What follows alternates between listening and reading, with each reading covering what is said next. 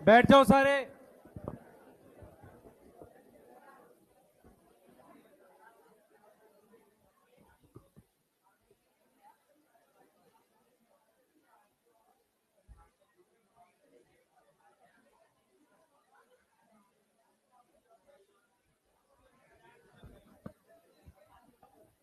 बेटा पढ़ना स्टार्ट कर रहे हैं।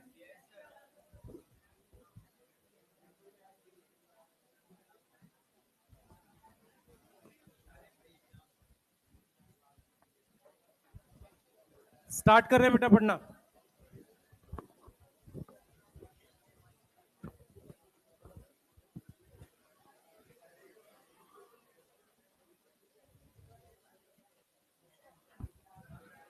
कल हम लोग लास्ट बेटा कल लास्ट हम लोग जो टॉपिक पढ़ रहे थे, हमें सेक्सुअल रिप्रोडक्शन मोनरा पढ़ना था। ध्यान से सुनेंगे सारे बच्चे। इस क्वेश्चन का आंसर कौन बता रहा है?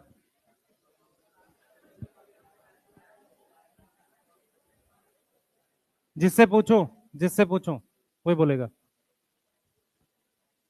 क्या खा रहा है भाई, तू बता। हाँ हाँ।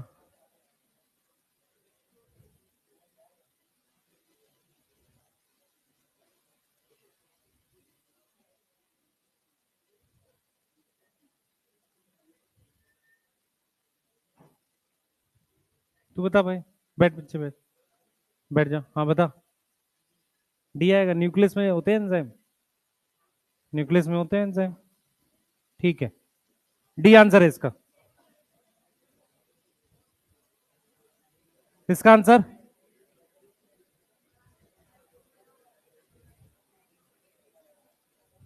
जिससे पूछो।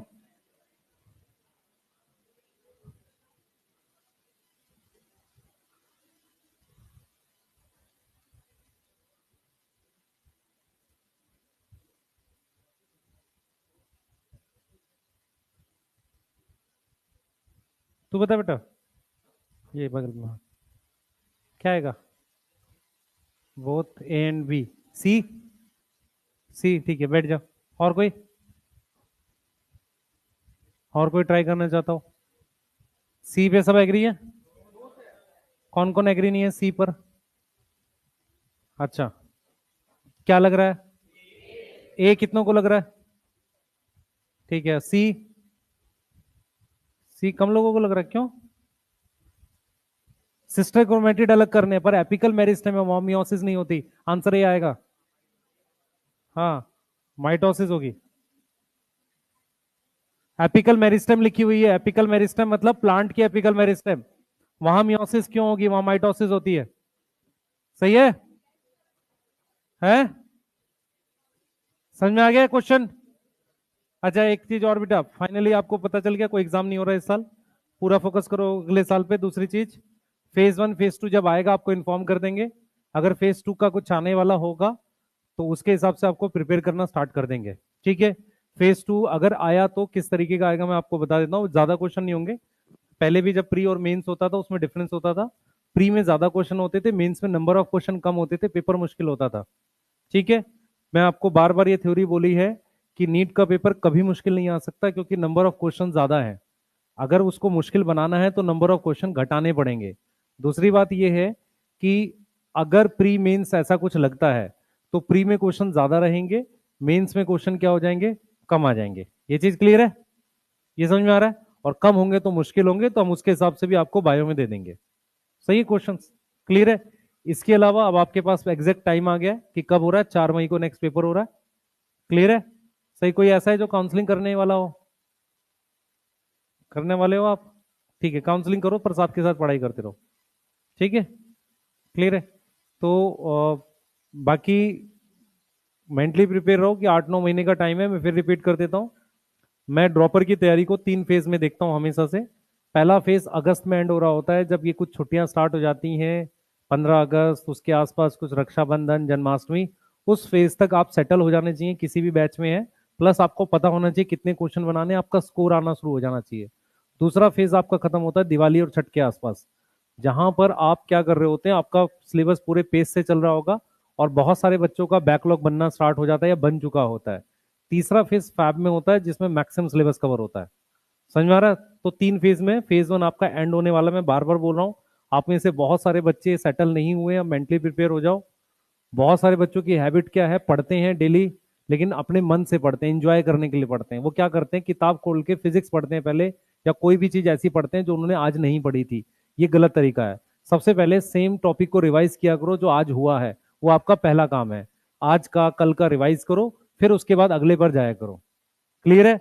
और फिक्स कर लो कि मुझे डेली के ये टारगेट्स हैं। जो रेंडमली बैठ के एकदम मस्ती में, एकदम अलग से कान में लीड लगाकर स्टाइल में पढ़ते हैं, बेटा उससे कुछ नहीं होने वाला। मैं क्लियर बता रहा हूँ, उससे कुछ होता ही नहीं है। कोई ना पूछने वाला है, ना आपको कोई जानता है। क्लियर है ना? आपसे कोई इंटरेस्टेड है किसी भी बात को लेके। बार बार बोल रहा हूँ, आप अपने रिजल्ट के लिए काम कर रहे हैं, डेली का डेली रिवाइज करना स्टार्ट कर दो, नहीं तो फंसते चले जाओगे।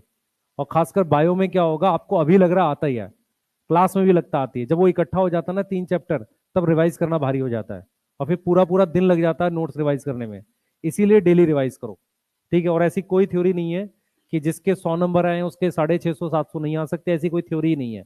और जिसके 500 आ रखे हैं तो उसके 700 आएंगे ही नहीं, आएंगे ही, ऐसी भी कोई थ्योरी नहीं है। सही है? थ्योरी सिंपल ये है कि मुझे फिर जीरो से सारा रिवाइज करना है, मुझे जीरो से फिर क्वेश्चन बनाने हैं, ये थ्योरी है। क्लियर है? सही है? ऐसे बहुत सारे बच्चे हमने देखे हैं जिन्होंने 200 से 650 पे गए हैं, पौने 700 पे गए हैं। ठीक है? और ऐसे भी बच्चे हमने देखे हैं कि उनको 550 से 600 के बीच में 3-4 साल लग गए। क्लियर?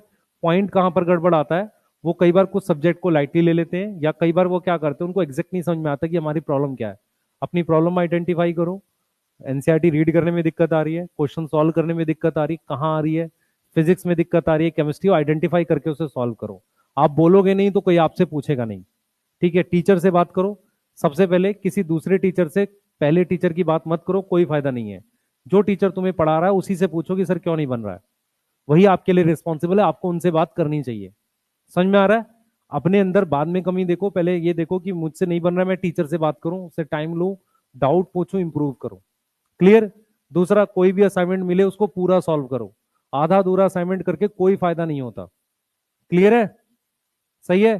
बच्चे, मैं सीरियस बातें ही करूंगा, मुझे उसी में ठीक लगता है, क्योंकि ये एक सीरियस मुद्दा है कि आपको 8-9 महीने में पूरा सिलेबस करना है, 2 साल का सिलेबस करना है, और सबको प्रॉपर तरीके से मतलब रिवाइज करना है। और मुश्किल काम है। अगर आप देखेंगे कि कट ऑफ में कोई डिफरेंस आएगा अगले साल 650 के आसपास, 640 650 वैसे भी रहने वाली है, अगर मुश्किल भी आएगा पेपर, क्योंकि बहुत सारा बच्चा वो भी रुकेगा इस बार जो 630 से 650 के बीच में है, वो बच्चा भी काफी सारा रुकेगा। तो पेपर ठीक भी आएगा तो भी अच्छा खासा कंपटीशन है, तो पढ़ाई करते रहो। क्लियर है? सही है? हाँ, ये चीज इस साल जरूर होगी कि बहुत सारा बच्चा अल्टरनेटिव फील्ड में चला जाएगा। मैं ऐसे बहुत सारे बच्चों को जानता हूं जिन्होंने बीटेक ले ली है, उनका जेई में स्कोर था, उन्होंने अपना किसी भी मतलब गवर्नमेंट इंजीनियरिंग कॉलेज में बीटेक ज्वाइन करके वो निकल गए। ऐसे भी बहुत सारे बच्चे हैं। वो बच्चे हट जाएंगे। ठीक है? क्योंकि उनका थर्ड ड्रॉप था, फोर्थ ड्रॉप था, सेकंड ड्रॉप था, उन्होंने सोचा जब वहां स्कोर आ रहा है तो मैं अल्टरनेट करियर पे इस साल बहुत बच्चे चले जाएंगे। आपके पास बेस्ट क्या है? आपको पता है कि मतलब पेपर जो है इस बार थोड़ा ठीक बनेगा, उतना बहुत इजी टाइप का नहीं बनेगा जैसा पीछे आ रखा है। क्लियर है? और शायद कुछ गड़बड़ ना भी हो। ठीक है? क्लियर? सही है? चलो अब स्टार्ट कर रहे हैं हम लोग। प्लीज सीरियस रहा करो। ये हो जाएगा भाई, ये तो हो जाएगा, ये हो गया, ये भी हो जाएगा मेरे ख्याल से, है ना? ठीक है, हम बात करते हैं इसकी। लास्ट हम लोग यही पढ़ रहे थे, सेक्सुअल रिप्रोडक्शन इन मोनेरा। सबसे पहले बेटा आ एक क्वेश्चन देता हूं,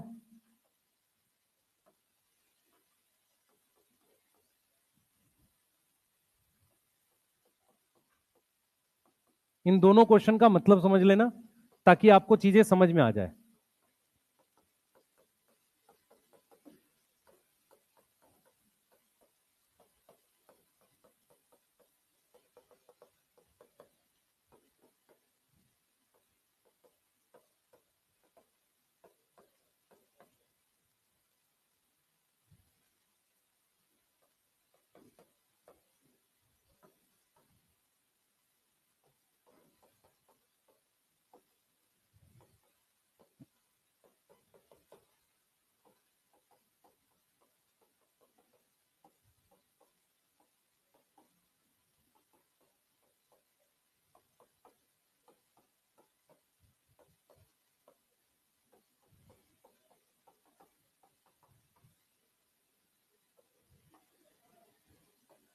क्या हुआ भाई, क्या हुआ है? फैन कौन है?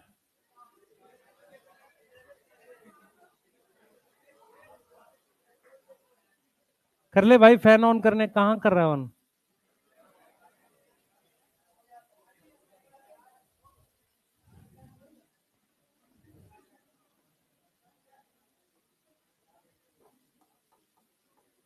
बेटा तुम जितनी बातें कर रहे हो पढ़ाई कर लो, है ना? ठीक है। हाँ, कोई पंचवर्षीय योजना नहीं है। सही है। हाँ, और ऐसी कोई श्योरिटी नहीं है कि आगे नहीं बोल रहा, चलो छोड़ो। क्वेश्चन पे ध्यान दो सारे, बोर्ड पे देखो, क्वेश्चन पे ध्यान दो। सुनो ध्यान से, सबसे पहले क्वेश्चन दो है, दोनों क्वेश्चन का मतलब समझो। अगर मैं बैक्टीरिया में सेक्सुअल रिप्रोडक्शन की बात करता हूं तो बैक्टीरिया में सेक्सुअल रिप्रोडक्शन का मतलब है कि ये न्यूक्लियोइड है, बाहर से किसी बैक्टीरिया का डीएनए अगर एंटर करता है तो उसे सेक्सुअल रिप्रोडक्शन कहते हैं। ये ट्रू सेक्सुअल रिप्रोडक्शन नहीं होता। यदि क्वेश्चन आता है कि true sexual reproduction absent in, तो आपने मोनेरा मार्क करना है। लेकिन अगर क्वेश्चन आता है कि सेक्सुअल रिप्रोडक्शन एब्सेंट इन, तो आपने ड्यूटीरियोमाइस्टिस देखना है। समझो मैं क्या बोल रहा हूं, दोनों बातों में फर्क है। क्वेश्चन ये है, आपको जो दिमाग में बिठाना है वो ये है कि बैक्टीरिया में सेक्सुअल रिप्रोडक्शन होता है पर ट्रू वाला एब्सेंट होता है। ट्रू सेक्सुअल रिप्रोडक्शन क्या है? एब्सेंट है। तो ट्रू सेक्सुअल रिप्रोडक्शन एब्सेंट है, इज एब्सेंट। ये वाली बात समझ में आ रही है? ट्रू सेक्सुअल रिप्रोडक्शन क्या है? एब्सेंट है। ये वाली बात समझ में आई है कि ट्रू सेक्सुअल रिप्रोडक्शन इसमें नहीं होता। क्या होता है कि हमारे पास डीएनए ऑफ किसी बैक्टीरिया का, डीएनए ऑफ बैक्टीरिया एंटर करता है इनटू बैक्टीरियल सेल।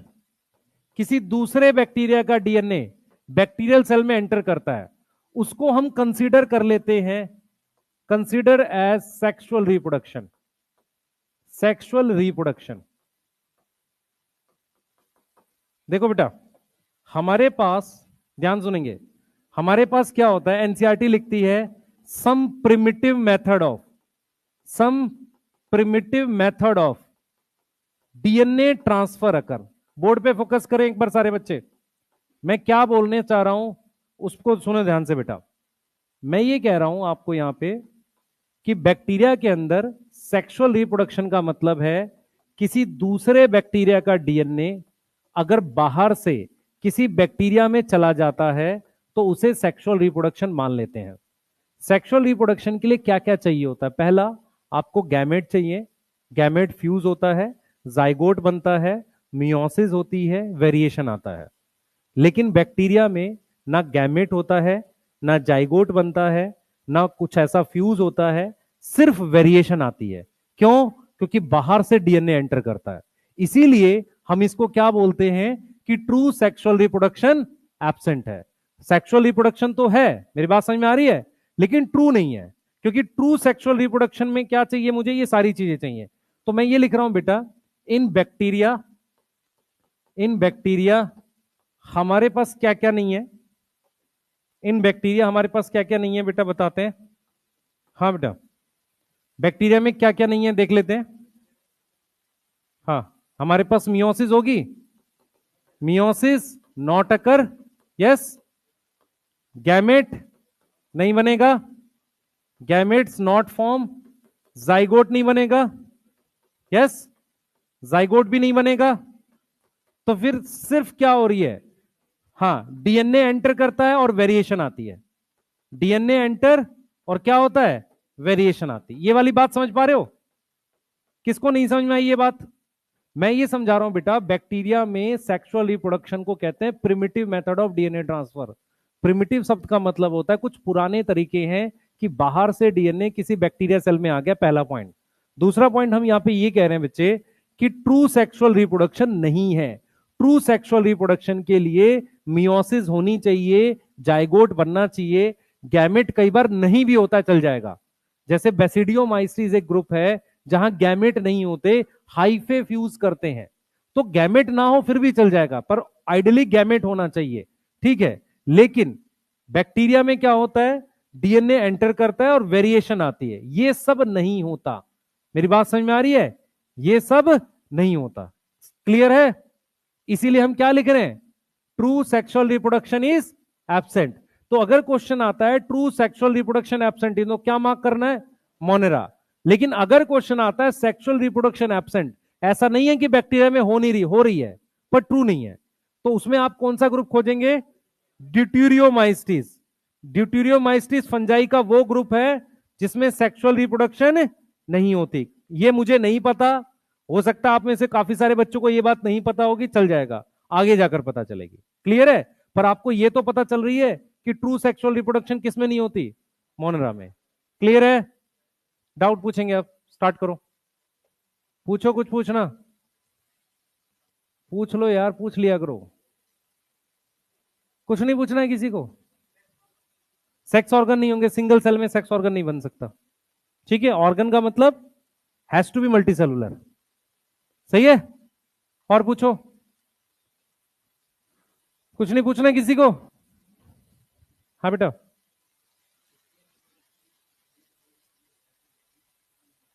हाँ मैंने कहा कि गैमेट बनना चाहिए, जाइगोट बनना चाहिए, वेरिएशन आना चाहिए, फ्यूजन ऑफ सेल होनी चाहिए, फर्टिलाइजेशन जिसे कहते हैं, ये भी होनी चाहिए। ये सब नहीं होती, सिर्फ क्या होता है, वेरिएशन आती है, सिर्फ वेरिएशन आती है क्योंकि बाहर से डीएनए एंटर किया, ठीक है। यदि किसी कोशिका में बाहर से डीएनए एंटर कर रहा है तो क्या उसका जीनोटाइप बदल रहा है? यस। जीनोटाइप क्या होता है, जीन्स बदल रही है, हाँ कुछ बदलाव हो गया, उसकी वजह से फिनोटाइप भी बदल जाएगा, ठीक है। बोलो, कोई डाउट नहीं है किसी को? हाँ, प्रोटिस्टा में पढ़ेंगे, पहले हम मोनरा की बात कर रहे हैं। प्रोटिस्टा में ट्रू होता है, यूकैरियोटिक है, प्रोकैरियोटिक में प्रिमिटिव मेथड है डीएनए ट्रांसफर का।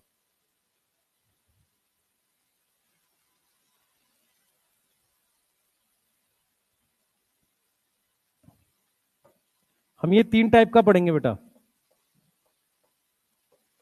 3 टाइप ऑफ सेक्सुअल रिप्रोडक्शन। ये तुम्हारे सिलेबस में एनसीईआरटी में तो नहीं है, पर क्योंकि किसी ना किसी चैप्टर में है इसलिए इसको करा रहे हैं। मोनरा में 3 टाइप का सेक्सुअल रिप्रोडक्शन है। एक कॉन्जुगेशन, बी ट्रांसफॉर्मेशन, सी ट्रांसडक्शन।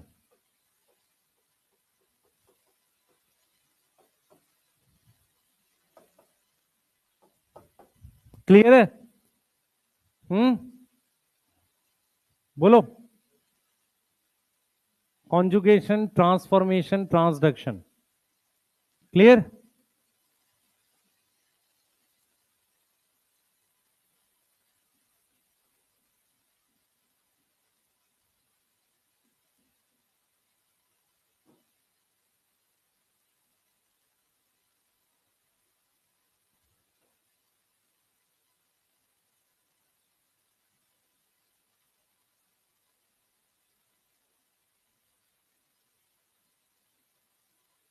हो गया, जल्दी बताओ।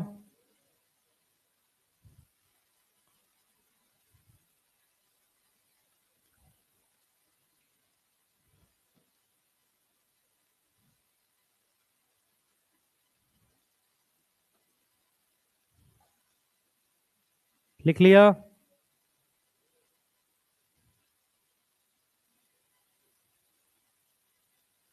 चलिए आइए,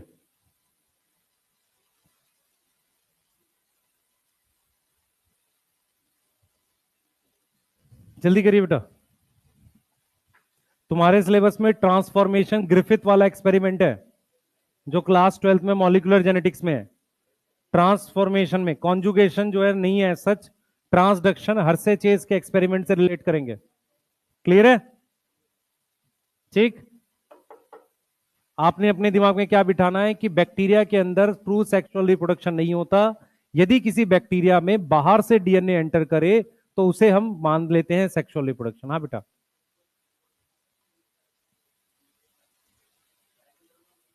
नहीं नहीं नहीं, ड्यूटेरियोमाइस्टीज में सेक्सुअल रिप्रोडक्शन होती नहीं है। तो 3 एग्जांपल है ड्यूटेरियोमाइस्टीज के। ट्राइको, हाँ पूरे में एब्सेंट कर ले, ट्राइकोडर्मा, अल्टरनेरिया, कॉलिटोट्राइकम। मैंने इसलिए बोला था ना एग्जांपल याद करने हैं। सही है। पाइनस किस में आएगा? Plant kingdom. Marchantia plant kingdom. E coli Monera है। मेन पर्पस है ये समझाने का कि अगर क्वेश्चन आता है सेक्सुअल रिप्रोडक्शन एब्सेंट इन, तो मोनेरा नहीं मार्क करना है। अगर क्वेश्चन आता है true sexual reproduction absent in, तब मोनेरा मार्क करना है। क्लियर है? दोनों तरह के क्वेश्चन पे फोकस करेंगे। आ जाओ भाई। एनसीईआरटी ने सिर्फ ये लाइन लिखी है, देखेंगे सब। Bacteria reproduce mainly by fission, ठीक है, some time under unfavourable condition. क्या बना रहा है? Spore. They also reproduce by sexual reproduction by adopting a primitive type of, और एक बैक्टीरिया से दूसरे बैक्टीरिया में। इतना लिखा है सिर्फ। सही है। ये primitive type of DNA transfer के तरीके ये 3 है: कॉन्जुगेशन, ट्रांसफॉर्मेशन, ट्रांसडक्शन। सबसे पहले कॉन्जुगेशन सुनो ध्यान से। मेरे पास, ध्यान से सुनेंगे, ये एक बैक्टीरिया है जिसका नाम ई कोलाई है, ठीक है। इस बैक्टीरिया में ये एफ प्लाज्मिड है, सबको दिख रहा है एफ प्लाज्मिड? उसकी वजह से ये पिलाई बना हुआ है, इसको बोल रहे हैं सेक्स पिलाई। यस, इसमें ऐसा कुछ नहीं है। अब क्या हो रहा है कि इस बैक्टीरिया और इस बैक्टीरिया में दोनों में एक ट्यूब बन गई। इस ट्यूब को क्या बोल रहे हैं? इस ट्यूब को क्या बोल रहे हैं बेटा? Conjugation tube. क्या बोल रहे हैं? Conjugation tube. अब ये जो ट्यूब बन गई है, ध्यान से सुनेंगे, ये जो ट्यूब बन गई है, इसकी वजह से जो ये प्लाज्मिड है, ये प्लाज्मिड यहां से, ये प्लाज्मिड यहां से इसमें जा रहा है, ये प्लाज्मिड यहां से इसमें जा रहा है, इस ट्यूब से। इधर देखो बच्चे, मेरी बात सुनो। कॉन्जुगेशन का सिंपल मीनिंग होता है कि एक बैक्टीरिया से दूसरे बैक्टीरिया में प्लाज्मिड, जो एक बैक्टीरिया का डीएनए है, वो मूव करता है इसमें। उसके लिए ये ट्यूब बनती है। ये ट्यूब कौन बनाता है? ये सेक्स पिलाई। इतनी बात याद रखेंगे। अब ये सेक्सुअल रिप्रोडक्शन क्यों है? क्योंकि एक बैक्टीरिया का डीएनए दूसरे में जा रहा है। इतनी बात याद हो रही है? ठीक है। तो कॉन्जुगेशन में सिर्फ क्या याद रखेंगे? कॉन्जुगेशन क्या होता है बेटा? हमारे पास जो ई कोलाई है, ई कोलाई एक बैक्टीरिया है, उसमें हमारे पास क्या प्रेजेंट होता है? क्या प्रेजेंट होता है? एफ प्लाज्मिड, जिसकी वजह से क्या बनता है? हाँ, डेवलप सेक्स पिलाई। हाँ भाई, एक मिनट और, कौन बताएगा इस बात को? F plasmid is genotype phenotype? Genotype. Plasmid DNA है ना, तो डीएनए जीनोटाइप है। समझ में आ रहा है? सेक्स पिलाई उस प्लाज्मिड की वजह से बना है, इट इज फिनोटाइप। अरे समझ में आ रहा नहीं आ रहा? बेटा डीएनए स्ट्रक्चर है एक, तो वो जीन हुआ, तो वो जीनोटाइप हो गया। उसकी वजह से एक स्पेशल टाइप के पिलाई बने, वो क्या हो गया? फिनोटाइप। फिनोटाइप क्या होता है? External character. फिनोटाइप क्या होता है? बाहरी कैरेक्टर, जो बाहर दिख रहा है। सही है। अब इसके अंदर ये प्लाज्मिड है, ये पता थोड़ी चलेगा जब तक क्या ना दिखे, सेक्स पिलाई ना दिखे। क्लियर है? अब जरा ध्यान से सुनेंगे। Due to sex pili, due to sex pili एक ट्यूब बनती है। क्या ट्यूब डेवलप करी? Conjugation tube. Yes, conjugation tube develop. उसकी वजह से क्या होगा? हाँ भाई, उसकी वजह से क्या होगा? प्लाज्मिड मूव कर जाएगा, वन बैक्टीरिया, हाँ भाई, move one bacteria to other. Yes, एक बैक्टीरिया से दूसरे में। अब मेरी बात सुनो ध्यान से। मान लो जिसके पास ये पिलाई है, इसको एफ प्लाज्मिड होना प्लस लिख दे, जिसमें नहीं है तो उसको एफ माइनस लिख दे। भाई जिसमें ये प्लाज्मिड है उसको प्लस लिख देते हैं, एफ का मतलब फर्टिलिटी प्लाज्मिड, और जिसमें नहीं है उसको क्या लिख दे? माइनस। लेकिन जब यहां से इसमें आ जाएगा तो ये तो प्लस है ही, क्योंकि इसकी 3-4 कॉपी थी, उनमें से एक आया है अंदर, तो ये भी प्लस हो जाएगा। और कुछ टाइम के बाद फिर बाद में इसमें भी क्या बन जाएंगे? सेक्स पिलाई बन जाएंगे। समझ में आया है? अच्छा, मैं आपको एक चीज देता हूं, देखें किसको समझ में आई है।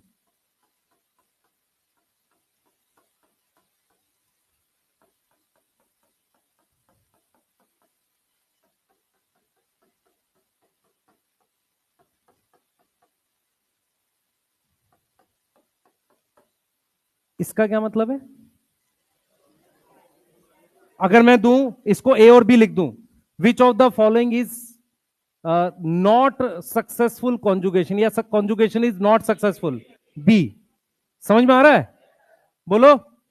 कॉन्जुगेशन सक्सेसफुल किसमें नहीं हुई भाई? माइनस रह गया वो। सही है।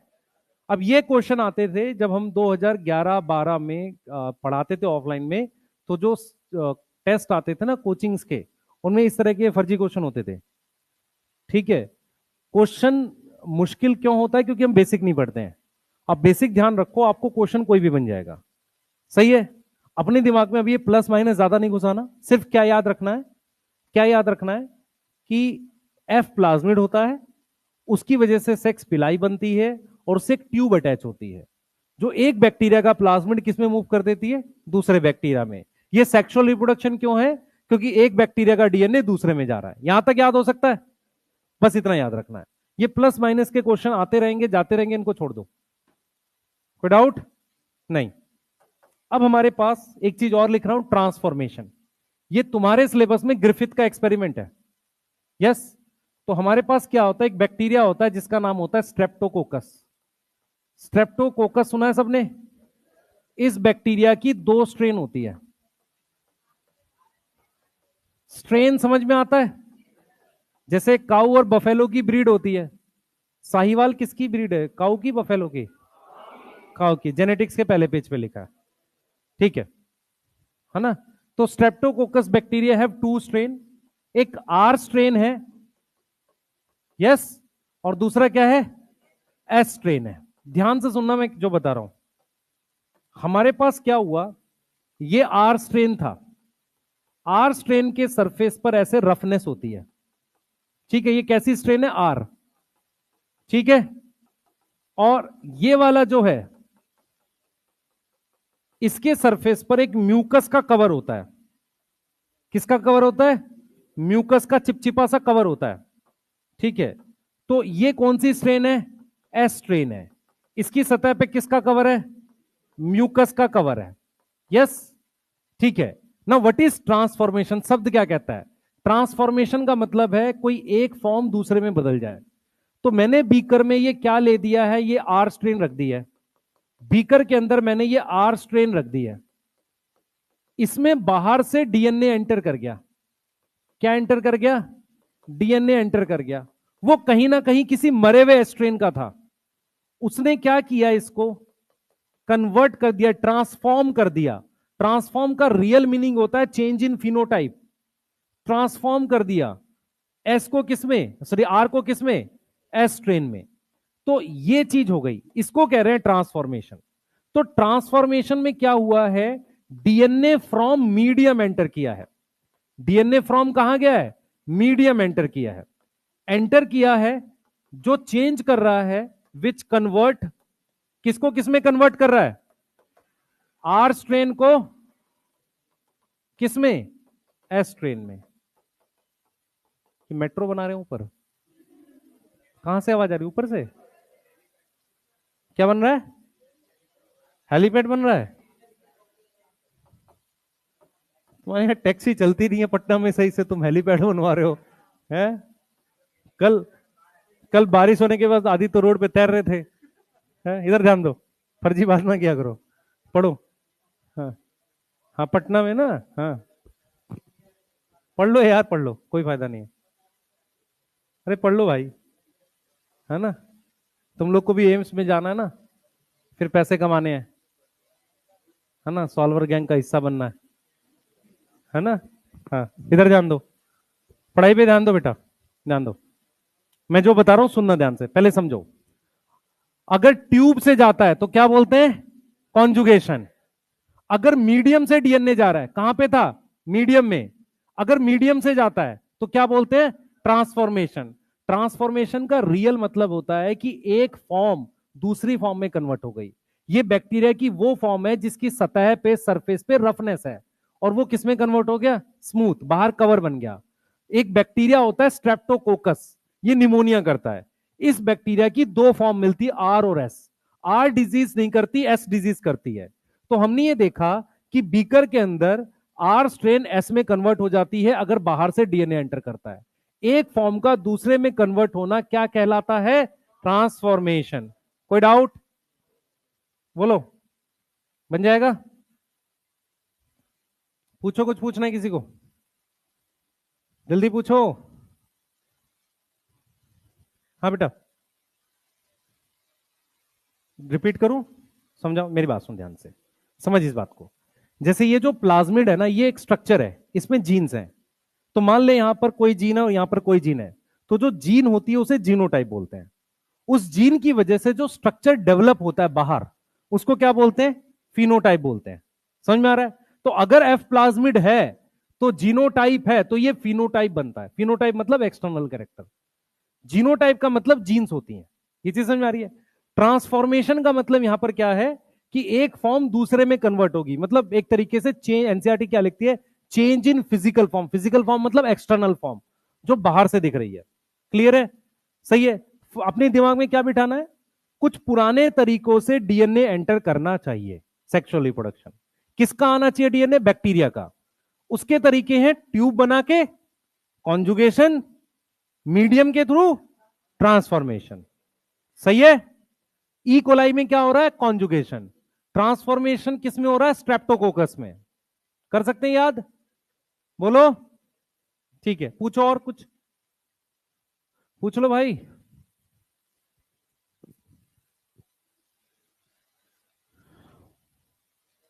हाँ बेटा। हाँ, मतलब मीडियम से अगर एक डीएनए होता है उसका एस स्ट्रेन का, वो डीएनए अगर एंटर करता है तो ही होता है। एक पर्टिकुलर टाइप का डीएनए एंटर करता है, मीडियम में होगा तभी चेंज करेंगे। ठीक है? कोई कुछ पूछना चाह रहा है भाई? हाँ, बिना जीनोटाइप चेंज हुए फिनोटाइप। अच्छा, एक मिनट भाई, सुने ध्यान से। अगर मुझे बिना जीनोटाइप चेंज किए फिनोटाइप चेंज करना है, उसका कोई उदाहरण बताओ। बिना जीनोटाइप चेंज किए फिनोटाइप चेंज करना, उसका कोई उदाहरण बताओ। बैक्टीरिया में नहीं है, जनरल। हाँ, मान लो मैं इसको धूप में खड़ा कर दूं दोपहर में पूरा, तो थोड़ा स्किन टैन हो जाएगी, that is change in phenotype. Gene में कोई बदलाव नहीं हुआ। मेरी बात समझ में आ रही है? बात समझ में आ रही है? मान लो किसी के स्किन में म्यूटेशन हो जाए सेल में, पर अभी वो दिखी नहीं, तो सिर्फ क्या चेंज हुआ है? जीनोटाइप चेंज हुआ है। समझ में आ रहा है? कैंसर सेल में क्या होता है कि मान लो यहां 2000 सेल हैं, 2000 सेल की जीन्स बदल गई हैं, लेकिन दिखा अभी 200 सेल में है। तो फिनोटाइप किस में चेंज हुआ है? सिर्फ 200 में। जीनोटाइप 2000 में हो गया है। इसीलिए कैंसर कभी खत्म नहीं होता। नॉर्मली कैंसर खत्म इसलिए नहीं होता क्योंकि हम उन्हीं सेल्स को मारते हैं जिनका फिनोटाइप बदल गया हो। मेरी बात समझ में आ रही है? तुम्हारे सामने 20 लोग बैठे हैं, उसमें से क्या है, 10 बागी हो गए हैं, वो लड़ाई कर रहे हैं, पर मन 20 का बदला हुआ है। तो आप पहले उन 10 की पिटाई करोगे? मेरी बात समझ में आ रही है? वो 10 बैठे हैं, उनका मन गड़बड़ है, पर इसका मतलब उसका जीनोटाइप बदल चुका है, पर अभी उसने बाहर दिखाया नहीं है। तो कैंसर सेल में हम क्या करते हैं? उन्हीं सेल्स को किल कर पाते हैं जो अपना फिनोटाइप बदल चुका है। हमें नहीं पता किसका किसका जीनोटाइप बदला है। क्लियर है? जितना मुश्किल है उसका मन भाप पाना, इतना ही मुश्किल है किसी सेल का यह पता लगा पाना कि उसका जीनोटाइप बदल चुका है। क्योंकि जब तक वो फिनोटाइप नहीं शो करेगा, ये पता ही नहीं चलेगा कि जीनोटाइप बदला था। ठीक है? क्लियर? हाँ, और कैंसर के साथ गड़बड़ ये होती है कि वो सिर्फ एक आउटग्रोथ है, और जब वो ऑर्गन्स डैमेज करने लगती है तब जाके पता चलता है, तब तक स्टेजेस आगे निकल चुकी होती हैं। ठीक है? और हमारे इंडिया में कोई ऐसा कल्चर नहीं है कि हम रेगुलर जाके चेकअप कराएं, ऐसा कोई कल्चर नहीं है। ठीक है? हमें छुट्टी फेस्टिवल सारे चाहिए, पर हम कोई काम की चीज नहीं करते। ठीक है? चलो, है ना, हम लोग सीजनल देशभक्त होते हैं। चलो आओ, लिखो जल्दी से। लिख लिया बेटा? हाँ, हम लोग 15 अगस्त 26 जनवरी को देशभक्त है, नहीं? हाँ, पूछ बेटा। कैप्सूल जो होता है वो एस पे है, वो म्यूकस का कवर जो है ना, वही कैप्सूल है।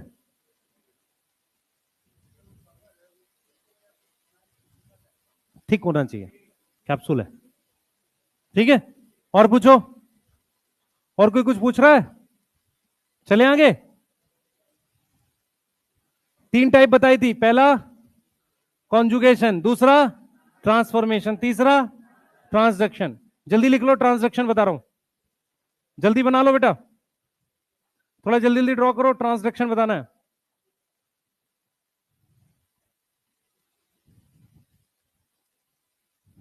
जल्दी करो बेटा।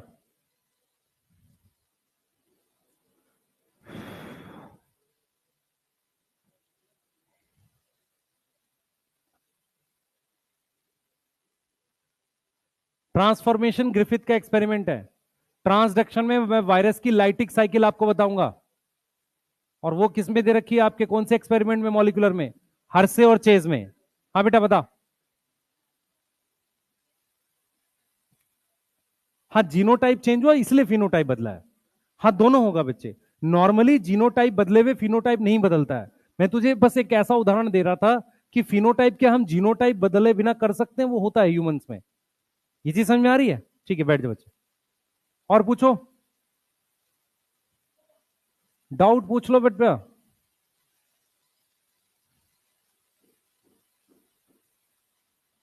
डाउट नहीं पूछेगा कोई भी है? नहीं आता कुछ भी डाउट? कर लो यार, कोई बात नहीं, तुम्हारी मर्जी है भाई। तुम ऑफलाइन में भी डाउट नहीं पूछ रहे हो तो ये खतरनाक बात है वैसे तो।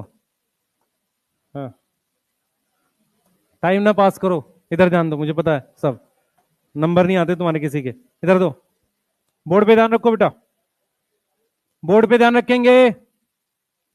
सबसे पहले मैंने कुछ चित्र बना रखे हैं, बैक्टीरिया दिख रहा है सबको? ठीक है, इधर देखिए बेटा, सबसे पहले आपको एक लाइन लिख रहा हूं मैं। हमारे पास क्या होता है बच्चे, वायरस जो अटैक करता है बैक्टीरिया को, उसे क्या बोलते हैं? बैक्टीरियोफाज। जो अटैक करता है बैक्टीरिया को उसको कहते हैं बैक्टीरियोफाज। उसको हम नाम देते हैं बैक्टीरियोफाज। और बैक्टीरियोफाज में मोस्टली डबल स्टैंडर्ड डीएनए होता है। अब ये वायरस है, ये वायरस का अपना जेनेटिक मटेरियल है जो एक तरीके से डीएनए है। यहां पे इसका सबसे पहला स्टेप होता है कि वायरस ने अटैच हो गया किसके ऊपर? बैक्टीरिया के ऊपर। इसे हम कहते हैं इन्फेक्शन। इन्फेक्शन मतलब यहां ये अटैच हो गया। अब ये बैक्टीरिया का जेनेटिक मटेरियल है, वायरस का जेनेटिक मटेरियल अंदर आ जाता है ऐसे। ये वायरस का जेनेटिक मटेरियल अंदर आ गया, दिख रहा है सबको? ठीक है, तो पहला स्टेप क्या लिखा है? इन्फेक्शन। दूसरे स्टेप में क्या हुआ है कि जेनेटिक मटेरियल किसका एंटर कर गया है? Genetic material of virus enter. क्या एंटर कर गया? वायरस का जेनेटिक मटेरियल एंटर कर गया। यहां तक कोई डाउट है? अब क्या हुआ ये कहानी सुनो ध्यान से। इस जेनेटिक मटेरियल ने कहा कि मैं अपनी कॉपी बनाऊंगा, न्यूक्लियोइड ने कहा नहीं बनानी है। तो इस जेनेटिक मटेरियल ने कहा कि एक काम करो, न्यूक्लियोइड को तोड़ दो, उससे क्या होगा? सेल मेरे कंट्रोल में आ जाएगा। तो वायरस ने सबसे पहले क्या किया? तीसरे नंबर पर न्यूक्लियोइड को ब्रेक कर दिया। न्यूक्लियोइड को जब ब्रेक किया तो मशीनरी अपने कंट्रोल में आ गई। मशीनरी मतलब सेल, सेल को पूरा कंट्रोल कर लिया अपने लिए। जब उसने सेल को कंट्रोल किया तो क्या किया? उसका राइबोसोम कंट्रोल कर लिया, उसका डीएनए पॉलीमरेज कंट्रोल कर लिया, सारा कुछ कंट्रोल कर लिया। मेरी बात समझ में आ रही है? ये चीज समझ में आ रही है? क्लियर है? एक चोर है जो घर में गया, उसने घर के लोगों को बांध दिया, अब पूरा घर उसके कंट्रोल में है। ठीक है, अब उसने क्या किया? अपना डीएनए की कॉपी बनाई, साथ में राइबोसोम कंट्रोल में किया था, प्रोटीन कवर की कॉपी बनाई। सही है? तो उसने किसकी कॉपी बनाई है यहां पर? Copy of genetic material, yes, और जो कवर था, yes, and cover of virus, उसकी उसने कॉपी बना दी। फिर क्या किया हमने? उसकी असेंबली कर दी। असेंबली का क्या मतलब होता है सुनना, जो आप बाइक होती है, कार होती है, उसके पार्ट्स बनते हैं, बाद में वो जोड़े जाते हैं। सही है? उसको हम क्या बोलते हैं? असेंबली। सही है? ऐसे ही वायरस के अंदर उसका जेनेटिक मटेरियल फिट करके ऐसे उसके पैर वैर सब बना के बढ़िया ऐसा बना दिया। तो इसको हमने क्या बोल दिया? असेंबली। एक सेल के अंदर हजारों लाखों वायरस बन जाते हैं एक सेल के अंदर, इसको हमने असेंबली बोल दिया। अब क्या होगा? ये वायरस इस सेल को तोड़ देगा और तोड़ के बाहर निकल जाएंगे। ये वायरस क्योंकि काम चल गया इसका, अब क्या है कि काम हो गया, घर में सारा चोरी वोरी कर ली, अब घर उड़ा देते हैं बम से। ठीक है, अब नए घर खोजेंगे। ठीक है, तो ये इसने फिर अब नए बैक्टीरिया को अटैक करना है। समझ में आ रहा है? तो यहां पर असेंबली के बाद, असेंबली होता है कि वायरस, असेंबली ऑफ वायरस कर लिया, उसके बाद सेल को ब्रेक कर दिया। सेल को ब्रेक करने को कहते हैं लाइसिस। लाइसिस मतलब तोड़ना। सेल दो तरीके से टूट सकता है, सुन लो ध्यान से। सेल किसी भी तरीके से तोड़ सकते हैं। एक तरीका होता है सेल फट जाए, सेल के फटने को कहते हैं लाइसिस। समझ में आ रहा है? क्या बोलते हैं? लाइसिस। तो हमने यहां लाइसिस कर ली। तो इसीलिए ये जो वायरस की इंफेक्शन साइकिल है, इसको हम लाइटिक साइकिल कहते हैं। लाइटिक साइकिल का मतलब क्या है कि वायरस ने जब अटैक किया और फाइनल करी साइकिल, तो उसमें उसने फाइनली सेल को तोड़ा है। इसलिए हम इस साइकिल का नाम क्या रखते हैं? Lytic cycle. तो ये वायरस की इंफेक्शन साइकिल है। तो हम ये समझ रहे हैं कि वायरस के, हमारे पास बैक्टीरियोफाज जो है, बैक्टीरियोफाज है हमारे पास, वो क्या करता है? फॉलो करता है लाइटिक साइकिल। क्या फॉलो करता है? Lytic cycle. क्लियर है? अब लाइटिक साइकिल के स्टेप्स आप देख लो क्या है। अब इसमें सेक्सुअल रिप्रोडक्शन कहां है, ये हमें खोजना है, क्योंकि हम टॉपिक पढ़ रहे हैं बैक्टीरिया का सेक्सुअल रिप्रोडक्शन। समझ में आ रहा है? हम क्या पढ़ रहे हैं? बैक्टीरिया का सेक्सुअल रिप्रोडक्शन। यहां कोई सेक्सुअल रिप्रोडक्शन नहीं हुई, सेक्सुअल रिप्रोडक्शन यहां है। बाई मिस्टेक, बाई मिस्टेक जो चोर आया, उसने क्या किया? कुछ सामान पुराने घर का अपने पास रख लिया, और जब नई जगह चोरी करने गया, वहां पर वो सामान छोड़ दिया पुराने घर का। मतलब उसने गलती से कुछ पार्ट न्यूक्लियोइड का रख लिया। ये वायरस का जेनेटिक मटेरियल है, सही है? वायरस का जेनेटिक मटेरियल है, और उसने गलती से सम पार्ट न्यूक्लियोइड का है। यस। अगर ये, ध्यान से सुनेंगे, अगर ये नए बैक्टीरिया को अटैक करेगा, इफ अटैक न्यू बैक्टीरिया, तो पुराने बैक्टीरिया का जेनेटिक मटेरियल उसमें डाल देगा। बोलो, transfer genetic material of old bacteria. भले ही वो उसको तोड़े ना तोड़े, वो एक अलग बात है, लेकिन एक तरीके से पुराने बैक्टीरिया का जेनेटिक मटेरियल जो है ये वाला, ये तो टूट गया था, ये उसने क्या कर देना? नए बैक्टीरिया में डाल देना है। ये सेक्सुअल रिप्रोडक्शन है। क्योंकि सेक्सुअल रिप्रोडक्शन की परिभाषा कहती है कि कुछ पुराने तरीके हैं डीएनए ट्रांसफर के, एक बैक्टीरिया में दूसरे बैक्टीरिया का डीएनए आना चाहिए। ये वायरस का डीएनए आया है, ये सेक्सुअल रिप्रोडक्शन नहीं है। सेक्सुअल रिप्रोडक्शन कब होगा? कि जब जब डीएनए किसका हो? बैक्टीरिया को हो। समझ पा रहे हो? डीएनए किसका हो? बैक्टीरिया को हो। और वो कैसे पॉसिबल है कि कई बार जब पैकिंग कर रहे थे, तो कुछ डीएनए बैक्टीरिया का पैक हो गया। अब इसको जब वो दूसरे सेल में ले जाए, वहां छोड़ दे, तो इसको हम क्या मानेंगे? Sexual reproduction. कोई डाउट? यहां तक समझ में आ रही है? अब ये नॉर्मल चीज नहीं है, तो हम सिर्फ ये याद रखेंगे यहां पर, हम यहां पर ये याद रखेंगे, in transduction, transduction virus help to transfer DNA of bacteria to other bacteria, to other bacteria. यहां तक कोई डाउट है? ये बता दो, डीएनए ऑफ बैक्टीरिया को किस में डाल रहे हैं? किसी दूसरे बैक्टीरिया में डाल रहे हैं। यहां तक कोई डाउट? बोलो, यहां तक कोई डाउट है? सही है?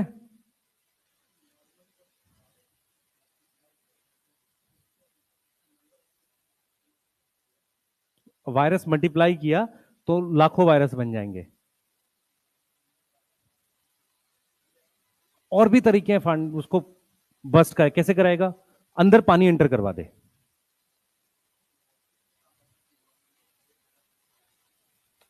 फटने से ब्रेक होगा, लाइसिस बोलते हैं। सेल फट जाता है, उसको लाइसिस बोलते हैं। जैसे लाइसिस और कहां पढ़ते हो आप? उसमें पढ़ते हो, क्या नाम है, आ, जो ह्यूमन फिजियोलॉजी में होता है ना, हाँ, मतलब कुछ सेल्स लाइसिस कर जाते हैं वहां पर, इन्फेक्शन की जगह पे लाइसिस वो होता है। ठीक है, बना लो भाई एक बार जल्दी से। कुछ पूछना है किसी को और? बोल।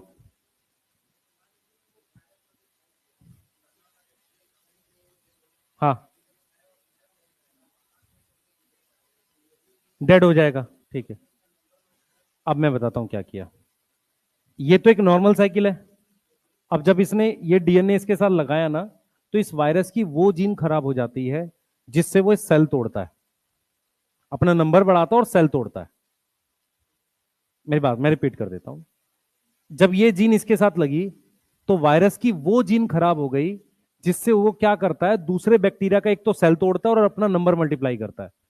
इसका मतलब ये डीएनए किसी दूसरे बैक्टीरिया में जाएगा, ना तो इसका नंबर बढ़ेगा, ना वो बैक्टीरिया सेल टूटेगा, पर अल्टीमेटली एक पुराना बैक्टीरिया का डीएनए नए में चला गया।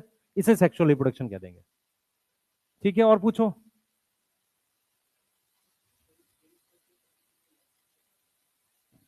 सेल श्रिंक कर जाए उसको लाइसिस बोलना चाहिए, प्लाज्मोलिसिस, प्लाज्मा लाइसिस बोल दे, कोई दिक्कत नहीं। पर लाइसिस मतलब यहां पर फटना है, मतलब डिस्ट्रॉय होना होता है एक तरीके। ठीक है, और पूछो जल्दी।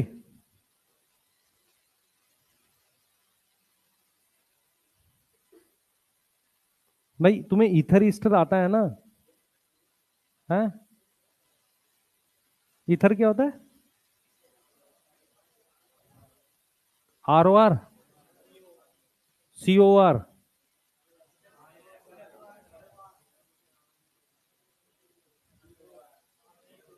तुम्हारा चल क्या रहा है अभी केमिस्ट्री में? ऑर्गेनिक में क्या चल रहा है, ऑर्गेनिक में? अच्छा, नॉमेनक्लेचर हो गया। ये सब जीओसी में ही चलता है क्या? जीओसी अलग होता है, ये अलग है? अच्छा,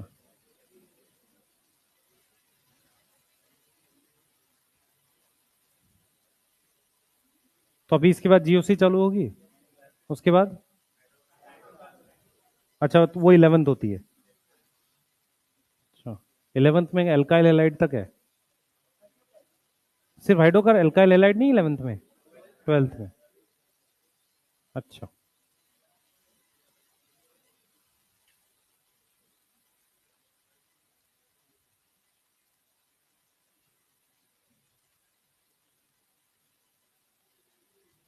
ओके। और 12th में क्या है, एल्काइल एलाइड और phenol, ether, amide. Last topic amide होता है, बायोमोलिक्यूल होता है। अब बायोमोलिक्यूल होता है, सही है। ठीक है,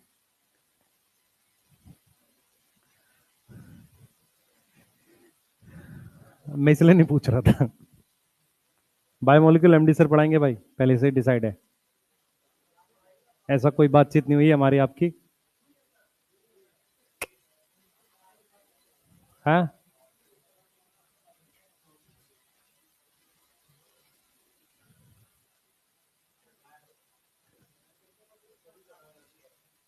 करते हैं कुछ उसका। हाँ, स्ट्रक्चर करा दूंगा तुझे, कार्बोहाइड्रेट के स्ट्रक्चर याद करा देंगे। वही चाहिए तुम्हें, और कुछ नहीं चाहिए, बॉन्डिंग चाहिए उसकी। इस बार क्या था बायोमोलिक्यूल से क्वेश्चन, किसी को याद है नीट में? केमिस्ट्री में जानना चाह रहा था मैं, केमिस्ट्री का मैंने देखा नहीं को पेपर। किसी को याद नहीं है? इस बार जब नीट की परीक्षा हुई, जो 5 मई को हुई थी, 7 मई को हुई थी, 5 मई को, तो उसमें केमिस्ट्री में बायोमोलिक्यूल का किसी को कोई क्वेश्चन याद है? कि सब भूल गए हो, कुछ भी याद नहीं है?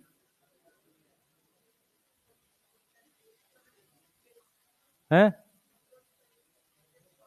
Schiff test? तो वो बायोमोलिक्यूल में तो नहीं है? अच्छा, और कोई? पता नहीं, मेरे को तो नहीं लगता बायोमोलिक्यूल का पार्ट है वो। ये सब टेस्ट तो उसमें है ना, माइडोमाइड के टेस्ट हैं। मैं बायोमोलिक्यूल का जानना चाह रहा था क्वेश्चन, मैं एक्चुअल में वो देखना चाह रहा था। चलो भाई, चल रहे हैं आगे, जल्दी कर लो भाई। लिख लिया सबने? हर्से चेज एक्सपेरिमेंट में लाइटिक साइकिल है, वो वहां पढ़ेंगे हम। ठीक है, हर्से चेज एक्सपेरिमेंट कहाँ है? हाँ, चलिए।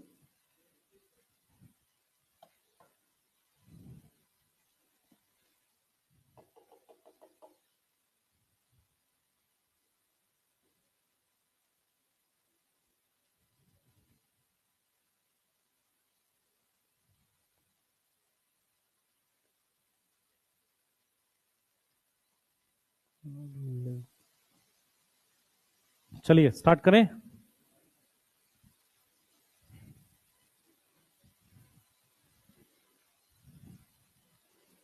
हाँ बेटा, कैसे जाएगा बच्चे? उसके पास एक एंजाइम होगा जो पेप्टाइडोग्लाइकन को डाइजेस्ट कर सकता है, सेल वॉल को तोड़ सकता है, उससे चला जाएगा। ठीक है, पर वो सब नहीं पढ़ना हमें, है ना? और ऐसे सवाल मत पूछा कर जो मुझे ना है, ठीक है? वही पूछा कर जो जो मुझे आता है, ठीक है? चलें आगे, बताओ जल्दी। बेटा हम 3-4 एंजाइम लिखवाते थे ऑफलाइन में। एक लिखवाते थे जो लाइसोजाइम पेप्टाइडोग्लाइकन को डाइजेस्ट करता है। एक्चुअल में इसके ये पार्ट होते हैं। देख, मैं तेरे को थोड़ा सा ज्ञान दिखाता हूं। ये जब वायरस बनाते हैं ना, इसकी यहाँ पे सेंटर में ये पार्ट होती है नेक, फिर ये टेल होती है। यहां पर एंजाइम होते हैं कुछ, है ना? पर तुझे करना नहीं है ये बहुत पहले का सिलेबस अब है नहीं ये सब। आ जाओ भाई, चले। चलिए, वर्गीकरण पढ़ते हैं मोनेरा का। ठीक है, मोनेरा को हम 2 ग्रुप में डिवाइड करेंगे, आर्की बैक्टीरिया और यू बैक्टीरिया। आर्की बैक्टीरिया को हम क्या बोलते हैं? Primitive bacteria. यस, क्या बोलते हैं? Primitive bacteria. सही है। आर्की बैक्टीरिया को हम क्या बोलते हैं? Primitive bacteria. बोर्ड पे ध्यान रखो। यू बैक्टीरिया को हम क्या बोलते हैं बेटा? ट्रू बैक्टीरिया बोलते हैं। ठीक है, क्लियर है? आर्की बैक्टीरिया के अंदर जो ग्रुप आते हैं वो कौन कौन से हैं? देख बच्चे, मैंने हम कैसे पढ़ रहे इधर भाई, रुको 1 मिनट, रुको रुको, ध्यान से सुनेंगे सब लोग। सबसे पहला टॉपिक हमने, तुम्हें क्या होगा पता ही नहीं चल रहा क्या पढ़ रहे हैं। सबसे पहला टॉपिक हमने पढ़ा हैबिटाट, मोनरा कहां मिलता है। फिर हमने पढ़ा स्ट्रक्चर, सेल की डिटेल हम पिछले चैप्टर में पढ़ चुके हैं। तीसरा टॉपिक क्या पढ़ा हमने? न्यूट्रिशन। Fourth topic reproduction. अब ये 5th टॉपिक पढ़ रहे हैं, क्लासिफिकेशन। रिप्रोडक्शन वाला टॉपिक ओवर हो गया। अब हम क्लासिफिकेशन पढ़ रहे हैं, जिसमें मोनरा को क्लासिफाई कर रहे हैं किसमें? आर्की बैक्टीरिया और ट्रू बैक्टीरिया में। सही है। इसमें हमारे पास आएगा मिथेनोजन, हाँ आगे हेलोफाइल्स और थर्मोएसिडोफाइल। थर्मोएसिडोफाइल ये आ गए। अब सुन लो ध्यान से, इसमें कौन से ग्रुप आते हैं। इसमें सबसे पहला ग्रुप जो आपको पढ़ना है, साइनोबैक्टीरिया पढ़ना है। साइनोबैक्टीरिया एक ग्रुप है बेटा। दूसरा ग्रुप आपको इसमें पढ़ना है यू बैक्टीरिया में माइकोप्लाज्मा। ये 2 ग्रुप हैं जिनकी डिटेल एनसीईआरटी ने दी है। इनकी डिटेल एनसीईआरटी में है बेटा, इनको हमें पढ़ना है डिटेल में। तो यू बैक्टीरिया जिसे ट्रू बैक्टीरिया कहते हैं। अब ये आर्की बैक्टीरिया जो है इन्हें प्रिमिटिव बैक्टीरिया क्यों कहते हैं, सुने ध्यान से। अर्थ पर पहले मुश्किल कंडीशन थी। अगर मैं मुश्किल कंडीशन की बात करता हूं तो इसका मतलब पहले ऑक्सीजन नहीं थी, ऑक्सीजन बाद में बनी है। तो एनवायरमेंट ऑक्सीडाइजिंग था, रिड्यूसिंग था? रिड्यूसिंग था। तो पहले ऑक्सीजन नहीं थी, एनवायरमेंट रिड्यूसिंग था, तो हमारे पास टेम्परेचर ज्यादा था। मेरी बात समझ में आ रही है? ठीक है, इस तरह की कंडीशन थी। तो ऐसी मुश्किल कंडीशन में जो बैक्टीरिया आए वो आर्की बैक्टीरिया है। पहला पॉइंट तो ये हो गया। अब ये मुश्किल कंडीशन का मतलब ये है, हम ये अपने हिसाब से देख रहे हैं, बैक्टीरिया के हिसाब से नहीं। बैक्टीरिया के हिसाब से वो कंडीशन उनके लिए आसान थी, इसीलिए आर्की बैक्टीरिया आज भी उस जगह मिलते हैं जहां पर मुश्किल कंडीशन प्रेजेंट है। अगर मैं किसी आर्की बैक्टीरिया को यहां ले आऊंगा तो वो ग्रो नहीं करेगा, उसके लिए ये कंडीशन मुश्किल है। मेरी बात समझ पा रहे हो? अर्थ पर पहले सब जगह मुश्किल कंडीशन थी, तो सब जगह आर्की बैक्टीरिया थे। फिर सब जगह ठीक कंडीशन हो गई, आर्की बैक्टीरिया सिर्फ वहां बचे जहां आज भी मुश्किल कंडीशन बची हुई है। क्लियर है? बाकी जगह से खत्म हो गए। तो आर्की बैक्टीरिया जहां मिलते हैं वो उनकी आसान कंडीशन है, पर हम जो मुश्किल और एक्सट्रीम बोलते हैं वो किसके रिस्पेक्ट में बोलते हैं? अपने रिस्पेक्ट में। ये क्लियर है? सही है, ये हम अपने हिसाब से बोलते हैं। तो ये मिलते हैं बेटा, प्रिमिटिव बैक्टीरिया है। कौन से हैबिटाट में मिलते हैं? एक्सट्रीम। एक्सट्रीम का मतलब होता है मुश्किल, एक्सट्रीम हैबिटाट में। क्लियर है? सही है। अब हम क्या करेंगे बेटा, आर्की बैक्टीरिया को डिटेल में पढ़ेंगे। मैं यहां पर एक तीसरे ग्रुप का नाम इंट्रोड्यूस कर देता हूं, वो सिलेबस में एज सच नहीं है। एक्टिनोमाइस्टीज। एक्टिनोमाइस्टीज जो है ये बैक्टीरिया है जिसके फंजाई जैसे कुछ कैरेक्टर हैं, bacteria with some feature of fungi. इसीलिए इसका कॉमन नेम रे फंजाई है। कॉमन नेम है रे फंजाई, रे, RAY। बस भाई, ठीक है, रे फंजाई है। ठीक है, इसके जो एग्जाम्पल्स हैं उसमें एक आता है फ्रैंकिया, एक आता है स्ट्रेप्टोमाइसिस, और एक आता है जो टीबी कॉज करता है माइकोबैक्टीरियम। ये 3 इंपॉर्टेंट एग्जाम्पल हैं इसके, और ये पूरा का पूरा ग्रुप ग्राम पॉजिटिव होता है। हाँ भाई, सिल्वर फिश फिश है, किसमें आता, पिटाई कर दूंगा मैं, सिल्वर फिश फिश है, आर्थ्रोपोडा में आता है, इंसेक्ट है, स्टारफिश इकाइनोडर्मेटा है। समझ में आ रहा है? ऐसे रे फंजाई, फंजाई नहीं है, बैक्टीरिया है। मैं ये कहना चाह रहा हूं।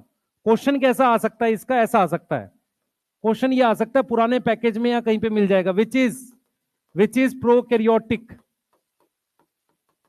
उसमें ऑप्शन में दे देगा आपको, मान लो उसने एक दे दिया club fungi. Club fungi Agaricus वाले ग्रुप को कहते हैं। दूसरा उसने लिख दिया रे फंजाई। तीसरा उसने लिख दिया मॉस। फोर्थ उसने लिख दिया, मान लो कोई और नाम लिख देते हैं यहां पर, हम कॉनिफर्स। अब अगर आप ध्यान से देखो, कॉनिफर क्या है, प्लांट, ये भी प्लांट है, ये प्रॉपर फंजाई है। तो ये सब यूकैरियोट हैं, ये सब क्या है, यूकैरियोट हैं। तो रे फंजाई क्या है, प्रोकैरियोट है। अगर इसका क्वेश्चन आया सिर्फ यही आ सकता, और नहीं आएगा कुछ भी। समझ में आ रहा है? सिर्फ ये क्वेश्चन बनेगा, और नहीं बन सकता। क्लियर है? ठीक है। रे फंजाई क्या है, एक्टिनोमाइस्टिस, बेटा एस्कोमाइस्टिस नहीं है ये, एक्टिनोमाइस्टिस है। एक्टिनोमाइस्टिस वो बैक्टीरिया हैं जिनका कुछ फीचर फंजाई से मिलता है, इसलिए इनको क्या नाम दिया है, रे फंजाई है। ये बैक्टीरिया क्या है, बैक्टीरिया। मैं बताता हूं क्यों कहते हैं, सुनो इधर देखो सारे, इधर सुनो। ये स्पाइरोगैरा है, इसका फिलामेंट है, ये साइनोबैक्टीरिया का फिलामेंट है। फर्क क्या है, स्पाइरोगैरा मल्टी सेलुलर, ये सारे सेल आपस में जुड़े हुए हैं और मिलके काम करते हैं। साइनोबैक्टीरिया का जो फिलामेंट है, ये सेल एक दूसरे के साथ मिले हुए नहीं है। एक्चुअल में क्या है, एक्टिनोमाइस्टिस एक माइसीलियम जैसा स्ट्रक्चर बनाता है, स्टेजेस बनाता है कुछ, पर वो होते सारे बैक्टीरिया ही है। मतलब कुछ ऐसी शेप बनाता है जो फ्रूटिंग बॉडी जैसी दिखती है, इसलिए उसको क्या नाम दे दिया है, रे फंजाई नाम दे दिया है। ये वाली बात जिसको नहीं समझ में, अभी हम आगे डिस्कस करते हैं इसको, ठीक है। पर रे फंजाई क्यों दे दिया है, कि वो कुछ ऐसी शेप बना देता है जो फंजाई जैसी दिखती है, पर वो एक्चुअल में क्या है, बैक्टीरिया। तुम्हारे सिलेबस में डिटेल में कौन से 2 ग्रुप पढ़ने हैं, साइनोबैक्टीरिया और माइकोप्लाज्मा, ये एनसीईआरटी में डिटेल में है, और हमें थोड़ा सा ये पढ़ना है। बाकी मैंने एक्टिनोमाइस्टिस सिर्फ लिख दिया है, आपको एज सच बहुत डिटेल इसकी याद नहीं करनी। क्लियर है? पूछो, कुछ पूछना चाह रहे हैं, पूछिए भाई पीछे।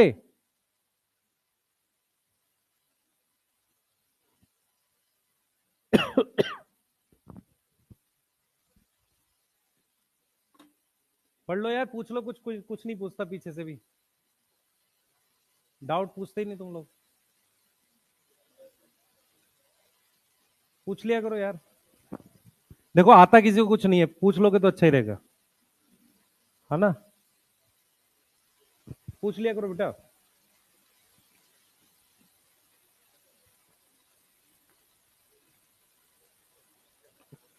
तू पीछे जाके क्यों बैठा भाई आज, क्या हो गया?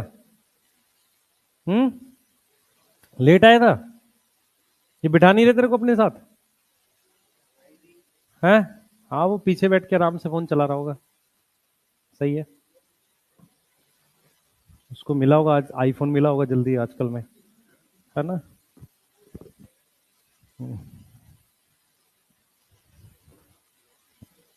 हाँ बेटा, साइनोबैक्टीरिया कहाँ मिलेगा, अभी कर रहे हैं इनको, सब डिटेल में पढ़ रहे हैं अब, ठीक है। अभी तो सिर्फ क्लासिफिकेशन लिखी, अब डिटेल पढ़ेंगे, पहले आर्कीबैक्टीरिया की। अब देखो हम कैसे पढ़ने वाले हैं बेटा, पहले इसको पढ़ेंगे, फिर साइनोबैक्टीरिया, फिर माइकोप्लाज्मा, सही है।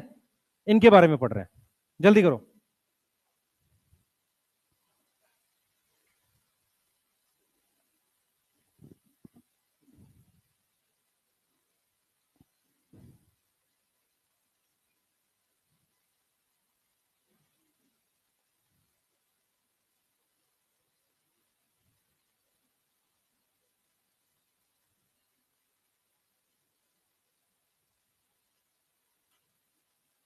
लिख लिया?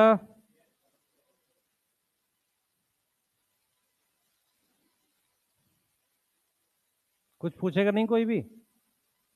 ठीक है। टेस्ट के लिए पढ़ना स्टार्ट कर दिया सबने? हैं? फिजिक्स में कितना चैप्टर है? एक, 3 आ रहे हैं। और केमिस्ट्री में? इनऑर्गेनिक में? पीरियोडिक? और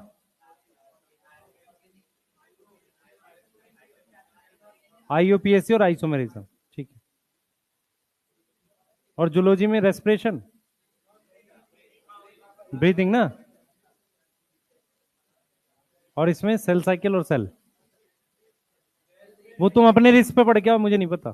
सेल साइकिल आएगा मेरे को पता है। हैं? उनके बोलने से क्या होता है? पेपर फाइनली बन के मेरे पास आएगा ना। अरे बोलने तो भाई, तुम क्यों परेशान हो?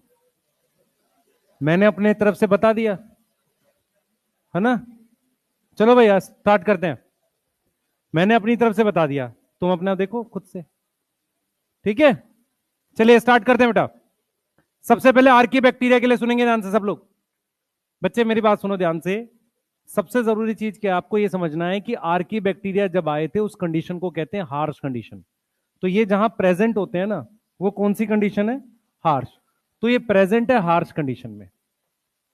प्रेजेंट इन एक्सट्रीम, मुश्किल या हार्श, कुछ भी लिख दो, है ना, एक्सट्रीम या हार्श। सही है? ठीक है बेटा। दूसरी चीज जो आपको ध्यान रखनी है, इनमें क्या होता है बेटा, इनमें कुछ डिफरेंस होता है। सम डिफरेंस किसके साथ? With you bacteria. पर ये होते ये भी प्रोकैरियोटिक ही हैं। सही है? क्लियर है? ये भी क्या, ये प्रोकैरियोटिक हैं, ऑल्सो प्रोकैरियोटिक, ऐसा नहीं कि यूकैरियोटिक है ये प्रोकैरियोटिक ही। पर इसमें कुछ डिफरेंस होता है किसके साथ? यू बैक्टीरिया के साथ। तो हम क्या करते हैं, कंपैरिजन करते हैं किसका? आर्की बैक्टीरिया का किसके साथ? यू बैक्टीरिया के साथ। क्या करते हैं? कंपैरिजन करते हैं आर्की बैक्टीरिया का किसके साथ? यू बैक्टीरिया के साथ। कंपैरिजन देखो कैसे करते हैं। सबसे पहले हम इसको लिखते हैं नॉर्मल हैबिटाट। ये कहां मिलता है? Normal habitat. ये मिलते हैं एक्सट्रीम में। एक्सट्रीम का यहां पर क्या मतलब है? तापमान ज्यादा है, यस, क्लियर है। पीएच लो है, सही है। पीएच लो होना नुकसान है, हाँ। टेम्परेचर हाई नुकसान है। उसके अलावा क्या है बेटा? ऑक्सीजन एब्सेंट है और सॉल्ट ज्यादा है, हाई सॉल्ट है। ये मुश्किल कंडीशंस हैं। उसके अलावा बेटा सबसे पहले हम बात करते हैं सेल वॉल की। यू बैक्टीरिया की सेल वॉल पेप्टाइडोग्लाइकन की है, याद है किसी को? और एनसीईआरटी इसको लिखती है non cellulosic carbohydrate plus amino acid. Non cellulosic carbohydrate plus amino acids. इसकी जो सेल वॉल है आर्की बैक्टीरिया की, वो नहीं है नॉट ऑफ पेप्टाइडोग्लाइकन, कुछ और है। हमें नाम नहीं करना, ना पूछेगा, बस याद रखना कि पेप्टाइडोग्लाइकन की नहीं है। यही दिस सेल वॉल, यही सेल वॉल हेल्प करती है, help to survive in extreme condition. मुश्किल कंडीशन में ये अलग तरह की सेल वॉल हेल्प करती है इसको जिंदा रहने में। मेरी बात समझ में आ रही है? बोलो। ठीक है, इसकी किसकी थी? पेप्टाइडोग्लाइकिन की, नॉर्मल बैक्टीरिया की। अब हम बात करते हैं सेल मेम्ब्रेन की। आप सबने पढ़ा था कि सेल मेम्ब्रेन प्रोकैरियोट यूकैरियोट की लिपिड बाइलेयर की होती है, यस। इस तरह की लिपिड बाइलेयर होती है। और आपको पता है कि उसमें हमने फैटी एसिड और ग्लिसरॉल में ईस्टर लिंकेज बनाई थी। किसी को याद आ रहा है? तो यहां पर मेरे पास क्या है? लिपिड की बाइलेयर है। और कौन सी लिंकेज है? ईस्टर लिंकेज है। कौन सी लिंकेज है बेटा? ईस्टर लिंकेज है। ठीक है। अब यहां पर एक बहुत अच्छी चीज है, जरा देखें, ध्यान से देखें बेटा। सेल मेम्ब्रेन में सबसे पहले ये जो मैंने लिपिड बना रखा है, इस लिपिड में ऐसे ब्रांचिंग होती है। यस। तो सबसे पहला पॉइंट है ब्रांच चेन लिपिड। एक बार फोकस करो बोर्ड पे, कुछ बच्चों को याद नहीं आ रहा होगा। इधर देखो भाई, मेरी तरफ देखेंगे सारे। ये देखो, मान लो मैंने ये ग्लिसरॉल बना दिया, ऐसे कुछ भी है ये OH है। इससे लंबी चेन का कार्बोक्सिलिक एसिड ऐसे जोड़ते थे, COH, याद है किसी को? तो COH को अगर OH से जोड़ेंगे तो कौन सा बॉन्ड बनता है? ईस्टर। ये याद है? अरे ये पता है ईस्टर बॉन्ड। अब सुनो ध्यान से, ये कार्बन है सारी। अगर यहां से कोई ब्रांचिंग बन जाए कार्बन, तो ब्रांच बन जाएगा ना, एक और कार्बन लग गई। तो इस तरह का फैटी एसिड इसमें होता है, ब्रांच चेन लिपिड। इसमें ब्रांच चेन लिपिड नहीं होता। इसमें क्या नहीं होता? ब्रांच चेन लिपिड एब्सेंट है। क्लियर है? ये वाली बात समझ में आ रही है? इसमें ब्रांच चेन लिपिड क्या होगा? प्रेजेंट होगा। क्लियर है? तो इसमें एक तो ब्रांच चेन लिपिड होता है, दूसरा इसमें ईथर लिंकेज होती है। ईथर, इसमें कौन सी लिंकेज थी? ईस्टर। क्लियर है? और होता क्या है बेटा, ये होती तो डबल लेयर, ये आपस में जुड़ जाती हैं, तो ऐसा लगता है ये सिंगल लेयर है। तो इसको अपने क्या लिख देंगे? Mono layer. कोई डाउट? ये तीन अंतर है सेल मेम्ब्रेन में। पहला, ये बाइलेयर होती है, ये मोनोलेयर होती है, क्योंकि वो चीज ऐसे जुड़ जाती है। दूसरा, इसके लिपिड की जो फैटी एसिड है उसमें ब्रांचिंग नहीं होती, इसमें क्या होती है? यहां पर ब्रांचिंग होती है। इसमें नॉर्मल तरह की ईस्टर लिंकेज होती है। फैटी एसिड ग्लिसरॉल से कौन सी लिंकेज बनाता है? ईस्टर, एसिड और अल्कोहल वाली। इसमें मेरे पास ईथर लिंकेज है। अब वो क्या है केमिकल, वो हमें नहीं पढ़ना। हमें यह समझना है there is significant difference in cell wall of eubacteria और आर्की बैक्टीरिया, जो कि एनसीईआरटी लिखती है प्रॉपर तरीके से। लेकिन सेल मेम्ब्रेन में भी डिफरेंस होता है। ये नीट 2014 या 15 का क्वेश्चन था, ठीक है, ये चीज। उसके अलावा एक डिफरेंस मिलता है, यू बैक्टीरिया में इंट्रॉन्स नहीं होते, इंट्रॉन्स एब्सेंट है। आर्की बैक्टीरिया में इंट्रॉन्स प्रेजेंट होते हैं, सम आर्की बैक्टीरिया में, present in some archaebacteria. कुछ आर्की बैक्टीरिया ऐसे हैं जिनमें क्या प्रेजेंट होते हैं? इंट्रॉन्स। अब बच्चे, अगर आपको इंट्रॉन्स नहीं पता तो हम मॉलिक्यूलर में ही डिस्कस करेंगे, अभी सिर्फ याद करेंगे इसे, ठीक है? इंट्रॉन क्या होता है? HNRNA के अंदर एक्सॉन और उसके बीच में इंट्रॉन्स होते हैं। यस, किसी को याद आ रहा है? HNRNA में इंट्रॉन्स होते हैं। कहां पर पढ़ेंगे? मॉलिक्यूलर जेनेटिक्स में। अगर नहीं याद आ रहा छोड़ सकते हो, बस याद करो। मेन डिफरेंस जो आपको याद रखना है वो क्या है? सेल वॉल का। ये एनसीईआरटी ने दे रखा है। क्लियर है? ठीक है। अगर मैं आपको क्वेश्चन दे दूं, difference between methanogen and cyanobacteria is in cell wall, because methanogen is archaebacteria, cyanobacteria is eubacteria. Clear है? सही है? ठीक है, नोट करिए एक बार जल्दी से। पूछ लो यार, कुछ पूछना चाह रहा है? इंट्रॉन्स छोड़ के, क्योंकि इंट्रॉन्स के लिए फिर मुझे पूरा ड्रॉ करना पड़ेगा, वो मॉलिक्यूलर में डिस्कस करेंगे। क्योंकि वहां पर बस इतना याद रखना, मैंने आपको यहां पर बोला आर्की बैक्टीरिया में होते हैं, फिर यू बैक्टीरिया में नहीं होते, फिर उसके बाद यूकैरियोट्स में होते हैं। ऐसी कोई लाइन लिखी है, रेमनिसेंट ऑफ एंटीक्विटी, है ना, उस बात को वहां एक्सप्लेन करेंगे। बस इतना ही यहां पे याद कर लो। अच्छा, कोई चीज हमारे ह्यूमन में अगर होता हो कि फादर में नहीं है, पूर्वज में था, उसको क्या बोलते हैं? अगर किसी बच्चे की अचानक से टेल आ जाए, उसके लिए एक वर्ड है एवोल्यूशन में, एटाविज्म। क्या बोलते हैं उसे? एटाविज्म। एटाविज्म मतलब पूर्वज में था फिर आ गया। यस। ऐसे ही क्या है, पहले आर्की बैक्टीरिया आए थे, फिर क्या आए? यू बैक्टीरिया आए, फिर यूकैरियोट्स आए। तो आर्की बैक्टीरिया में इंट्रॉन्स थे, यू बैक्टीरिया में नहीं है, फिर यूकैरियोट्स में है।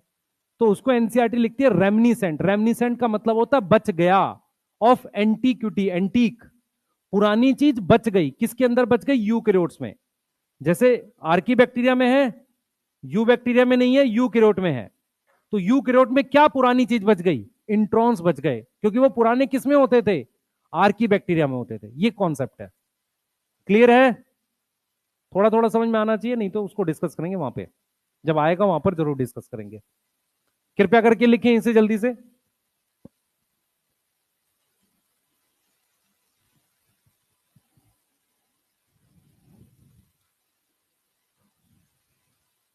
कहां घूम रहा भाई तू पीछे? है छुप रहा है, बताओ। 28 को टेस्ट है ना? हाँ पढ़ाई कर ले, नंबर पूछूंगा तेरे में। हाँ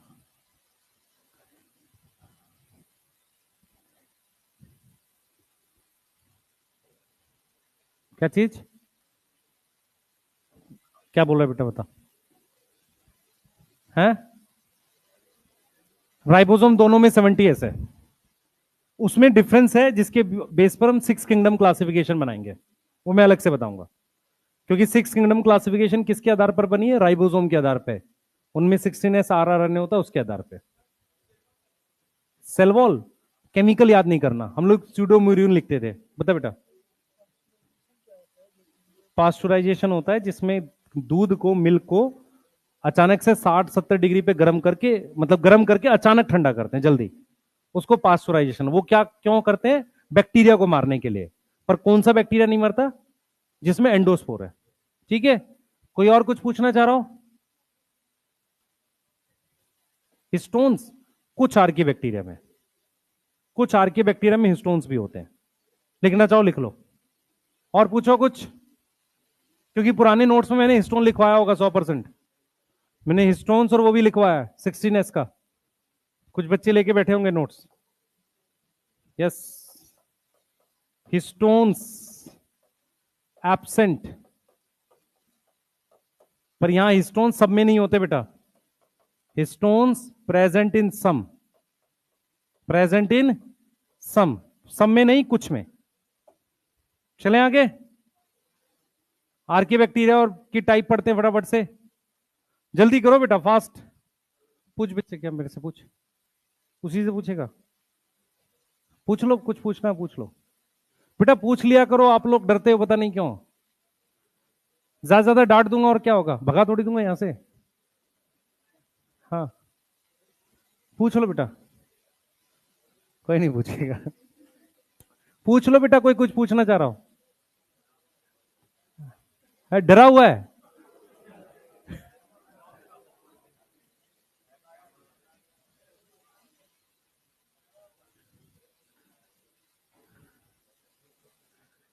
देखो बेटा, ऑफलाइन आप लोग आए इसलिए थे डाउट पूछ सको। बस भाई सीधा हो जा। आइसोमर बना रहा है बैठा बैठा, नहीं है? स्टीरियो आइसोमर है, स्टीरियो आइसोमर होता है ना? है? आज ही पढ़ा होगा। है रिवीजन किया ना सही? ठीक है। एक तरीका और है आइसोमर पढ़ाने का। मान लो यहाँ पे एक झापड़ मार दें सिमेट्रिक, एक और मार दें सिमेट्रिक, दो हो गए ना? हाँ, मिरर इमेज हो जाएगी। नहीं? हाँ हाँ, आइडेंटिकल मिरर इमेज आइडेंटिकल नहीं होती बेटा। मिरर इमेज सुपर इंपोज होती है, आइडेंटिकल नहीं होती। शायद कुछ ऐसा पढ़ते, मेरे ख्याल से आइडेंटिकल नहीं होती। हाँ वो ऐसे मुड़ती है, आइडेंटिकल थोड़ी होती है। इतना तो थोड़ा बहुत हमें भी पता होगा यार, ऐसे थोड़ी है। आ जाओ, टाइप ऑफ आर्की बैक्टीरिया जल्दी करो। लिख लिया सबने? कोई लिख रहा था भाई? चलो, आर्की बैक्टीरिया में बेटा टोटल 3 टाइप के हैं, सुन लो ध्यान से। मिथेनोजन, जन का मतलब होता है प्रोड्यूसिंग, तो ये क्या प्रोड्यूस करते हैं? मीथेन। ये क्या प्रोड्यूस करते हैं? मीथेन। ठीक है, अब सुनना ध्यान से, मीथेन कैसे बनाते हैं? ये CO2 को मीथेन में कन्वर्ट करते हैं, CO2 को कन्वर्ट करते हैं मीथेन में। अब इस बैक्टीरिया का जो एग्जाम्पल है मिथेनोजन का, एग्जाम्पल आता है Methanobacterium. Methanobacterium microbes in human welfare में दिया हुआ है। यस, यहां तक समझ में आ रहा है? तो ये क्या बनाते हैं? मीथेन। दूसरा, ये मिथेनोजन सरवाइव करते हैं विदाउट ऑक्सीजन, सरवाइव करते हैं विदाउट ऑक्सीजन, या oxygen can kill them. Oxygen उनको मार भी सकती है, इसलिए बिना ऑक्सीजन के जिंदा रहते हैं। इसके लिए एक शब्द यूज करते हैं ऑब्लिगेट। ऑब्लिगेट का मतलब होता है बाइंडिंग, मानना ही है। एनएरोब, ये बिना ऑक्सीजन के जिंदा रहते हैं, इसलिए इनको क्या बोलते हैं? ऑब्लिगेट एनएरोब। सही है, मेरी बात सुनो ध्यान से बेटा। मिथेनोजन, इधर ध्यान दो भाई, इधर देख लो, बारिश हो रही है बाहर, इधर देखो फिर, ठीक है। ऑब्लिगेट एनएरोब, मेरी बात सुनो, ऑब्लिगेट एनएरोब का मतलब होता है बिना ऑक्सीजन के सरवाइव करना। तुम्हारे सिलेबस में रेस्पिरेशन नहीं है, पर मैं कुछ रेस्पिरेशन से रिलेटेड चीजें यहां लिख देता हूं ताकि आपको पता रहे रेस्पिरेशन में क्या आपने ध्यान रखना है। सबसे पहले ऑब्लिगेट एनएरोब, ये बैक्टीरिया का रेस्पिरेशन है। ऑब्लिगेट एनएरोब का मतलब होता है विदाउट ऑक्सीजन सरवाइव करेंगे, याद रहेगा? ठीक है। ऐसे ही ऑब्लिगेट एरोब है ना, ऑक्सीजन में सरवाइव करेंगे, बिना ऑक्सीजन के मर जाएंगे, ये ऑक्सीजन में मर जाएंगे। तीसरा हम लिखते हैं फैकल्टेटिव एरोब। फैकल्टेटिव एरोब, ये दो वर्ड और लिख रहा हूं मैं बच्चे, ये आपके सिलेबस में है भी नहीं, आता भी नहीं है, लिखना सिर्फ इसलिए, इसके लिए बताना पड़ रहा है। तो फैकल्टेटिव एनएरोब, अब इनको याद कैसे करना है ये सुनो, ध्यान से सुनो। याद ऐसे करना है, फैकल्टेटिव एरोब लिखा है, इसका उल्टा याद करो, ऐसे याद करो, दे आर एनएरोबिक, मतलब इनका फेवरेट क्या है? एनएरोबिक, मतलब ये बिना ऑक्सीजन के ग्रो करते हैं, but can survive in oxygen. ये बात समझ में आई? अच्छा मुझे एक चीज बताओ, ये किसमें ज्यादा अच्छा ग्रो करेगा, ऑक्सीजन में या विदाउट ऑक्सीजन? विदाउट ऑक्सीजन, समझ पा रहे हो? मतलब इसकी अच्छी ग्रोथ कब होगी? बिना ऑक्सीजन के, इसको कहते हैं फैकल्टेटिव एरोब। अब फैकल्टेटिव एनएरोब को ऐसे कैसे याद करोगे? दे आर एरोबिक, तो इसका फेवरेट क्या है? एरोबिक है, yes, but can survive without oxygen, yes, can survive without oxygen. Clear है? ठीक है, बोलो, कोई डाउट किसी को? ठीक है, ये रेस्पिरेशन। अब देखो मेरी बात सुनो, मिथेनोजन मिलते कहां पर है? कहां कहां मिलते हैं बेटा? Found in marshy area. Marshy area में क्या प्रॉब्लम होती है? कहां से मार्शी एरिया में क्यों बनती है मीथेन? हाँ भाई, एक मिनट रुकेंगे, सुन लो ध्यान से। मार्शी एरिया में मीथेन क्यों बनती है? जब फ्लड आती है, बाढ़ आती है, तब दलदल बनता है, उसके सूखने के बाद दलदल जैसा जगह बनता है। मार्शी एरिया में क्या होता है? बहुत सारे प्लांट पानी के नीचे दब जाते हैं। प्लांट का मेजर पार्ट सेलुलोज होता है। सेलुलोज जब बिना ऑक्सीजन के डिकम्पोज होगा तो मीथेन बनेगी। सेम चीज कोल फील्ड्स में होती है। कोल फील्ड्स में कोयला प्लांट से बनता है, समझ में आ रहा है? ज्यादा क्या होता है? प्लांट से बनता है। तो जहां कोल फील्ड होती है वहां भी मीथेन बन रही होती है। मेरी बात समझ पा रहे हो मैं क्या बोल रहा हूं बेटा? वहां भी मीथेन बन रही होती है। तो मीथेन वहां बनती है जहां पर प्लांट का कोई बहुत बड़ा हिस्सा एनएरोबिक कंडीशन में होता है। दूसरी चीज, इसके अलावा मीथेन कहां बनती है? ऐसे एनिमल के गट में, स्टमक में, जहां पर मतलब हम ये देख रहे हैं सेलुलोज वो खाते हैं। फॉर एग्जाम्पल गाय भैंस, ये खाने में ज्यादा भूसा खाते हैं, सेलुलोज होता है वो, समझ में आ रहा है? प्लांट्स खाते हैं वो सेलुलोज होता है। तो जो भी एनिमल सेलुलोज खाते हैं और उसका मैक्सिमम हिस्सा अनडाइजेस्टेड रह जाता है, उसमें मीथेन बनने के बहुत हाई चांसेस है। कुछ उनके पेट में बनती है, फिर उठाकर वो गोबर अगर आप डाल दोगे कहीं पर कवर करके तो वहां भी मीथेन बन जाएगी। रीजन क्या है सुन लो ध्यान से, क्योंकि उनके गोबर में, एक्सक्रीटा में high amount of undigested cellulose है। समझ आ रहा है? ऐसा नहीं है कि किसी का भी गोबर मीथेन बना सकता, नहीं, गाय भैंस का चाहिए। रीजन क्या है कि उसमें हाईली अनडाइजेस्टेड क्या होता है? सेलुलोज होता है। ये समझ पा रहे हो? ये क्लियर है? उसी से मीथेन बन सकती है। तो मीथेन बनने का कॉन्सेप्ट ये है कि आपको अनडाइजेस्टेड सेलुलोज चाहिए। तो एक तो मार्शी एरिया में हो गया, दूसरा गट। गट का मतलब होता है alimentary canal, gut of ruminants. अब रूमिनेंट्स कौन होते हैं बेटा? जो जुगाली करते हैं। क्या है? जो जुगाली करते हैं। कौन कौन है? बफेलो है, काऊ है, सही है। आपको पता होगा बेटा हमारे स्टमक के तीन पार्ट हैं, पाइलोरिक, फंडस, बॉडी, ऐसा कुछ। इनके स्टमक के 4 हिस्से होते हैं, उनमें से एक हिस्से को र्यूमन बोलते हैं, RUMEN। वहां पर मीथेन बनती है। सही है। दूसरी बात, हमारी एलिमेंट्री कैनाल में क्या हवा होती है? यस और नो? मैं क्या पूछ रहा हूं, सवाल समझ में आ रहा है? तुम्हारे विंड पाइप में तो हवा है, क्या एलिमेंट्री कैनाल में हवा होती है? ऑप्शन दे रहा हूं। ईसोफेगस में होती है? स्टमक में? पता है तुम्हें कि नहीं? मैं बताऊं? बता देता हूं, सुन लो। नहीं पता तुम्हें? सुन लो, तुम्हें नहीं पता, बता रहा हूं क्या है। एक्चुअल में ये डाउट बच्चे पूछते भी हैं ऑफलाइन में, क्या होता है ये देखो। होता ये है कि हमारे ईसोफेगस में हवा होती है थोड़ी बहुत, उसके बाद स्टमक के अपर 1/3 तक ही एयर होती है। स्मॉल इंटेस्टाइन, लार्ज इंटेस्टाइन, वो हवा वगैरह नहीं होती। ठीक है, अब सवाल ये उठता है फिर ऑक्सीजन कहां से मिलती है? वो ब्लड के थ्रू जाएगी। वो ब्लड का काम है ऑक्सीजन देने का। एलिमेंट्री कैनाल का काम ऑक्सीजन का नहीं है। समझ में आ रहा है? तो स्टमक का एक हिस्सा ही हवा रखता है। तो इसका मतलब ये होगा कि अगर यहां मीथेन बन रही होगी उसके र्यूमन में, किसके? गाय भैंस के, तो वहां पर एयर नहीं होगी। मेरी बात समझ में आ रही है? बोलो बेटा, ये समझ में आ रही है? तो एनएरोबिक कंडीशन में तो हमारे एलिमेंट्री कैनाल के अपर 1/3 हिस्से में हवा होती है। अपर मतलब बेसिकली स्टमक के भी, स्टमक तक जाती है थोड़ी बहुत एयर, उसके नीचे नहीं होती एयर। ऑक्सीजन वगैरह वहां नहीं होती। ये चीज समझ में आ रही है? बोलो बेटा। ठीक है। वो जो पुरानी पौराणिक कथाएं जहां पर उसके मछली के पेट में चला गया, फिर वो एक्सक्रीटा से बाहर निकल गया, जिंदा मर जाएगा भाई वो। एनारोबिक कंडीशन होती है आगे जाके। किसी को समझ नहीं आई मैंने क्या बोला? हाँ, पढ़ लिया करो, इसलिए पढ़ाई पे ध्यान दो। ठीक है, हम कुछ भी बना देते हैं बेटा, इंडियंस ना, कहीं का कुछ भी चिपका देते हैं। चलो भाई आगे आओ। Hello files, hello files. हाँ भाई, हेलो फाइल्स में बताओ, ये कहां ग्रो करेंगे?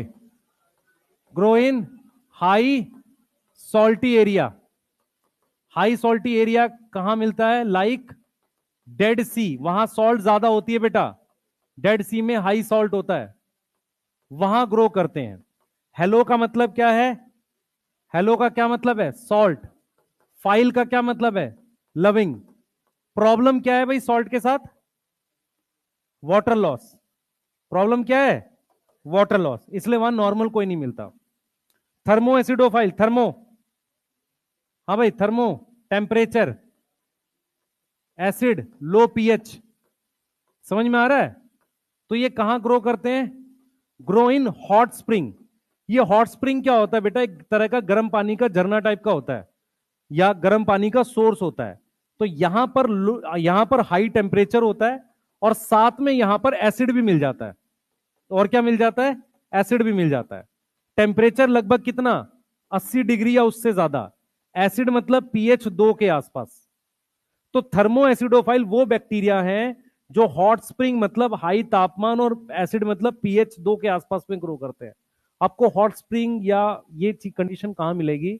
बहुत सारे ऐसे डेजर्ट हैं जो एकदम जहां पर लाइफ नहीं है, बहुत ड्राई डेजर्ट है। वहां पर पत्थरों के बीच में सल्फर जो होता है वो सल्फ्यूरिक एसिड में कन्वर्ट हो रहा होता है। वहां पर कुछ आर्की बैक्टीरिया मिल जाते हैं, थर्मो एसिडोफाइल। मैं रिपीट कर रहा हूं, बहुत सारे ऐसे डेजर्ट हैं, समझ में आ रहा है, जहां बड़ी बड़ी रॉक्स हैं, पत्थर हैं, उनके बीच में सल्फ्यूरिक एसिड कहीं बन रहा होता है। हाई टेम्परेचर होता है, क्योंकि डेजर्ट है तो हाई टेम्परेचर है। वहां हमारे पास क्या मिल जाते हैं? Thermo acidophile. थर्मो एसिडोफाइल में खास चीज मिलती है, इनके एंजाइम थर्मोस्टेबल होते हैं। एंजाइम कैसे होते हैं? थर्मोस्टेबल। थर्मोस्टेबल का मतलब नॉट गेट डीनेचर। डीनेचर मतलब खराब होना। कब? At high temperature. कोई थर्मो एसिडोफाइल का एग्जांपल आपको पता है? Thermus aquaticus. कहां पढ़ा है हमने ये? पीसीआर में, बायोटेक में। थर्मस एक्वेटिकस बैक्टीरिया से हम क्या ऑब्टेन करते हैं? We obtain DNA polymerase. क्या ऑब्टेन करते हैं? DNA polymerase. किस लिए? For PCR. पीसीआर याद है सबको? Polymerase chain reaction. पहला स्टेप क्या होता है, कौन बताएगा पीसीआर का? सबसे पहले अनिलिंग, डीनेचुरेशन। अनीलिंग, एक्सटेंशन या पॉलीमराइजेशन। ठीक है, अब मेरी बात सुनेंगे ध्यान से। पीसीआर मशीन का बहुत सारी बुक्स में एक नाम लिखा हुआ है, थर्मोसाइक्लर।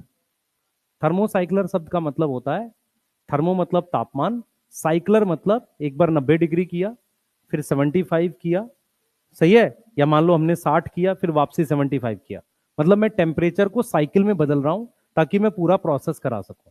तो पीसीआर की एक मशीन आती है, पर उसमें मुझे एक ऐसा एंजाइम चाहिए जो हाई तापमान में खराब ना हो। समझ में आ रहा है? ऐसा डीएनए पॉलीमरेज मुझे कहां मिलता है?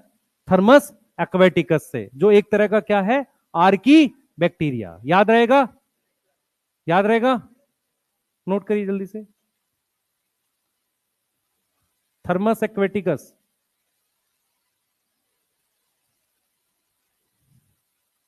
उसका एक और नाम क्या है पीसीआर का? कोई और नाम भी पीसीआर का? जीन एम्प्लीफिकेशन, ठीक है। In vivo in vitro?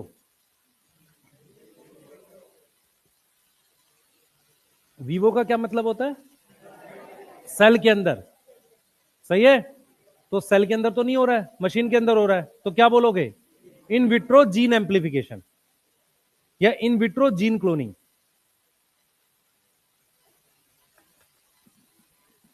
नहीं समझ में आया क्या? बेटा सारी चीजें रट लोगे तो नहीं होगा, समझ में नहीं आएगी, फंस जाओगे कहीं। 2013 में पीसीआर लिखने को आया था, उसके 12 या 13 में यूपीएससी के मेंस में जूलॉजी जिनके पास ऑप्शनल था, उसमें उसने पीसीआर लिखा ही नहीं, उसने लिखा इन विट्रो जीन एम्प्लीफिकेशन। जिसको समझ में आया वो लिख के आया, जिसको नहीं समझ में आया नहीं लिख के आया। नहीं, ऐसा ही होता है। और उसमें मुझे भी याद है एक क्वेश्चन था उसमें, आरएनए वर्ल्ड का। अब आरएनए वर्ल्ड कहीं कहीं नहीं दे रखा, सिर्फ एनसीईआरटी में लिखा हुआ है, वो भी 12th क्लास की। आरएनए वर्ल्ड का मतलब है आपको आरएनए की इंपॉर्टेंस बतानी है कि लाइफ आरएनए के अराउंड इवॉल्व हुई है। तो आंख कान खुले रखो, एग्जाम्स अपने आप क्वालिफाई होंगे कोई ना कोई।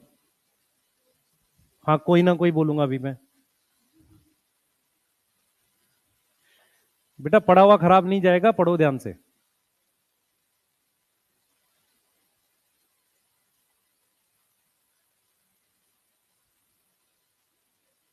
नहीं तो तुम डाउट अजीब टाइप से बताया करोगे किसी को पढ़ाओगे तो, है ना? ऐसे वाले डाउट बताए हैं किसी को तुमने? वो आंसर लेके आता है, अच्छा ये है, हाँ यही होगा, हाँ।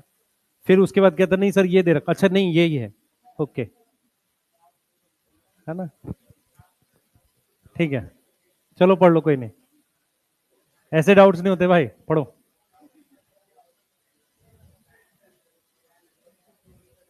पढ़ लो पढ़ लो, समय लगेगा। लिख लिया ये? बेटा यहां से सबसे पहला क्वेश्चन क्या आएगा? नाम आएंगे, मिथेनोजन, हेलोफाइल, थर्मोएसिडोफाइल। दूसरा इससे क्वेश्चन क्या आएगा कि कौन सी ऐसा स्ट्रक्चर है जो आर्की बैक्टीरिया को यू बैक्टीरिया से अलग कर रहा है? Cell wall. ये दो क्वेश्चन बनते हैं, सही है। और कौन सा ऐसा आर्की बैक्टीरिया जो बिना ऑक्सीजन के सर्वाइव करेगा? बिना ऑक्सीजन के सर्वाइव करेगा? मिथेनोजन, सही है। मिथेनोबैक्टीरियम कौन सी गैस बनाता है? मीथेन। यस, ये प्रोड्यूस करता है मीथे, प्रोड्यूस बायोगैस, एनसीईआरटी लिखती है प्रोड्यूस बायोगैस, और वो बायोगैस को मीथेन लिख रहा है। बायोगैस मीथेन नहीं होती, और भी गैस होती हैं, पर उसमें मोस्टली मीथेन होती है। उसमें मोस्टली क्या होती है? मीथेन होती है। मीथेन के अलावा H2 होती है, और साथ में CO2 होती है। याद आ रहा है किसी को? हाँ। और सीवेज ट्रीटमेंट प्लांट में क्या होती है? H2S। कुछ याद नहीं, सब भूल गए? याद रखो भाई, माइक्रोब्स में सब बताया वो आपको। जल्दी, फास्ट। हाँ बच्चे, सेल मेम्ब्रेन भी अलग करता है, मैंने इसे इसलिए बनाया बताया क्योंकि PYQ में क्वेश्चन था। एनसीईआरटी में सिर्फ सेल वॉल लिखा और वही आएगा, ध्यान रखिएगा। यस, लिख लिया? जल्दी करो बेटा।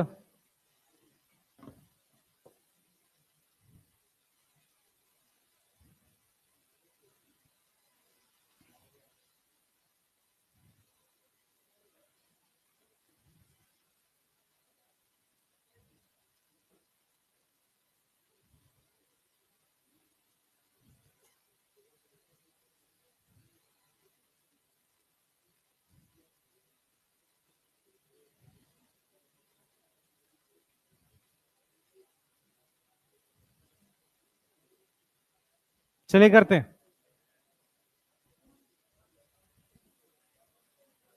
हेडिंग डालो नेक्स्ट। यू बैक्टीरिया जब पे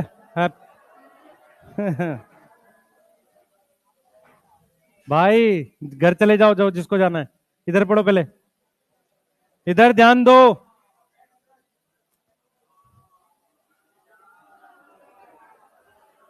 तुम करते रहो। कौन है ये? कौन है कौन, पहले मुझे बताओ।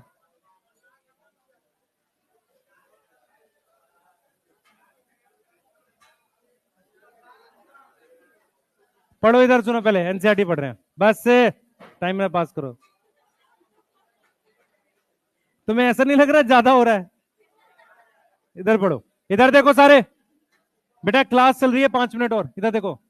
Bacteria are special since they are in some of the most harsh habitat. क्या क्या नाम है? सॉल्टी एरिया में है, हॉट स्प्रिंग में है, मार्शी एरिया में। ठीक है, कहां अलग है? ठीक है, यही स्ट्रक्चर रिस्पॉन्सिबल है सर्वाइवल इन एक्सट्रीम कंडीशन। तो एक्सट्रीम और हार्श एक ही बात है, यहां लिखा हुआ। ठीक है, मिथेनोजन आर प्रेजेंट इन गट। गट मतलब एलिमेंट्री कैनाल। रूमिनेंट्स मतलब जो जुगाली करते हैं, काऊ और buffalo, they are responsible for methane. ठीक है, for from dung of these animals. ठीक है, हेडिंग डालो। यू बैक्टीरिया, साइनो बैक्टीरिया पढ़ाऊंगा उसके बिना नहीं। जल्दी हेडिंग डालो।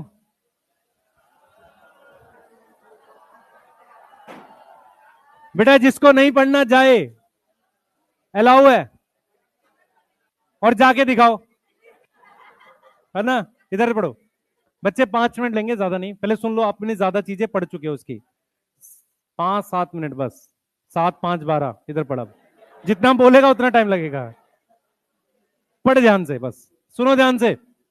बेटा देख, साइनोबैक्टीरिया का सबसे पहले आप समझो ध्यान से।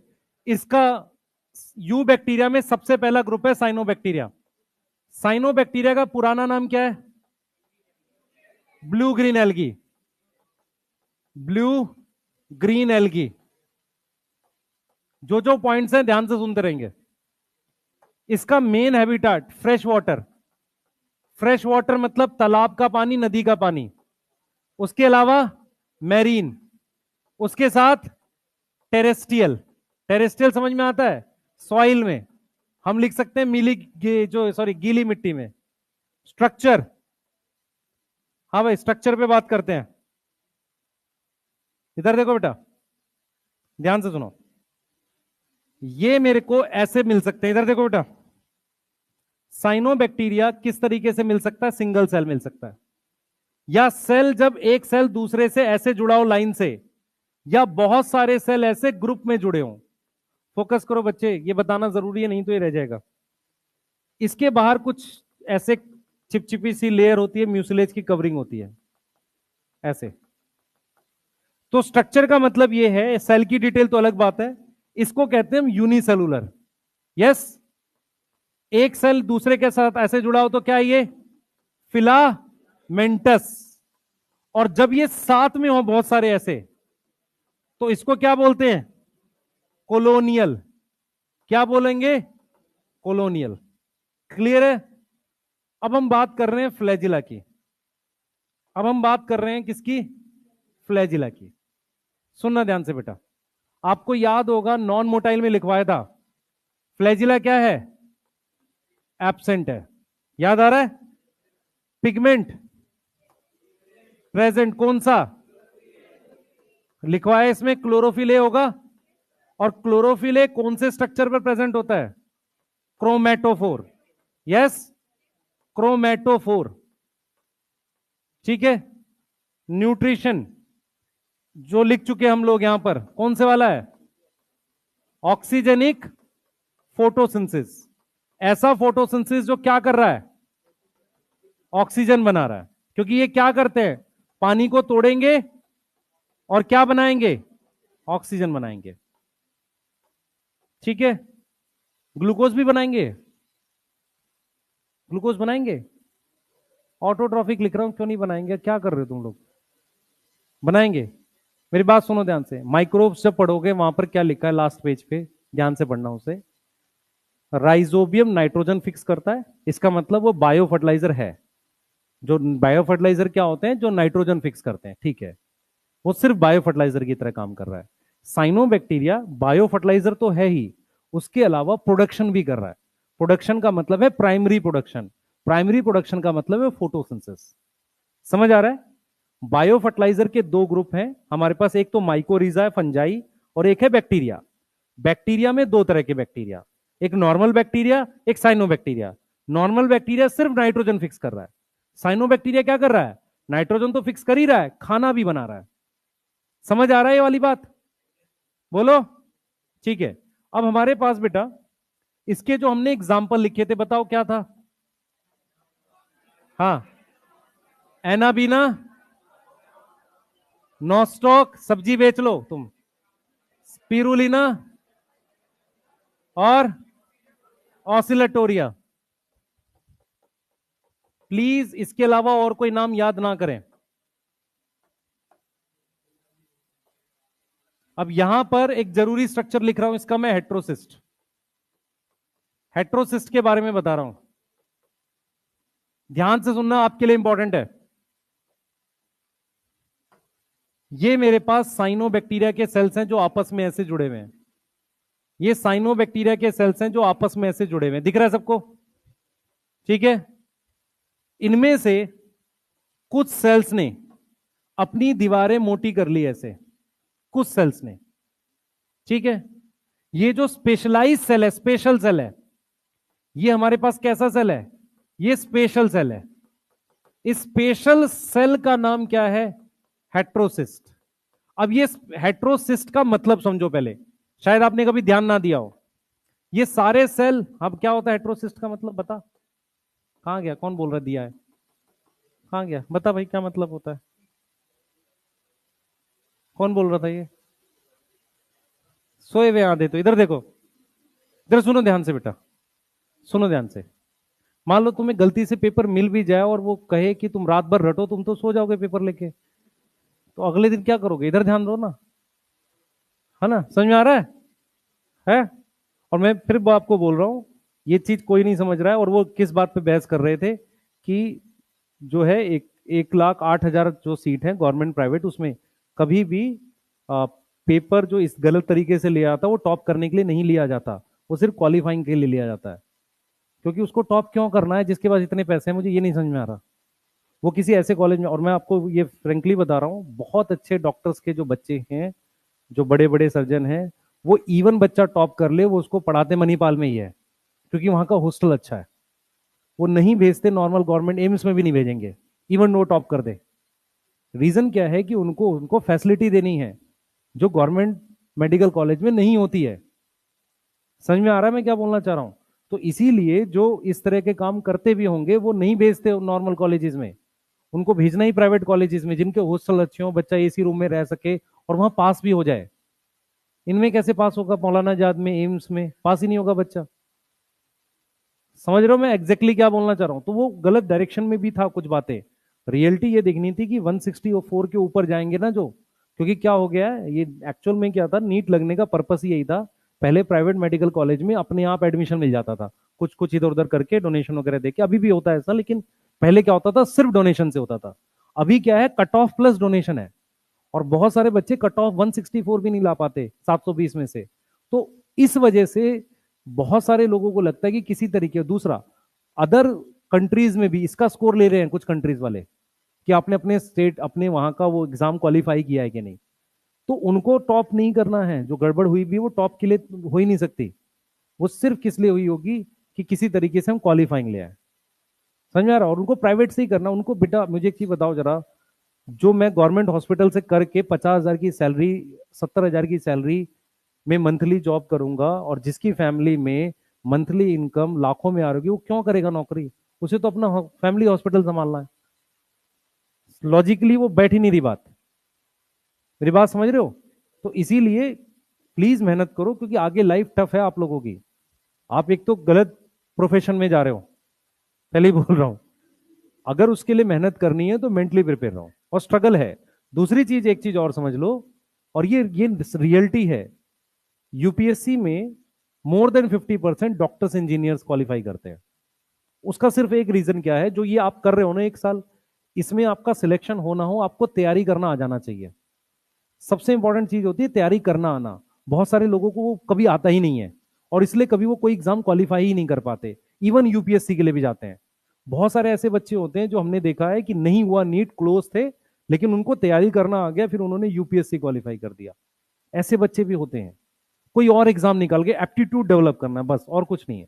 एग्जाम अपने आप क्वालिफाई हो जाएगा अगर आप सही एप्टीट्यूड डेवलप करोगे।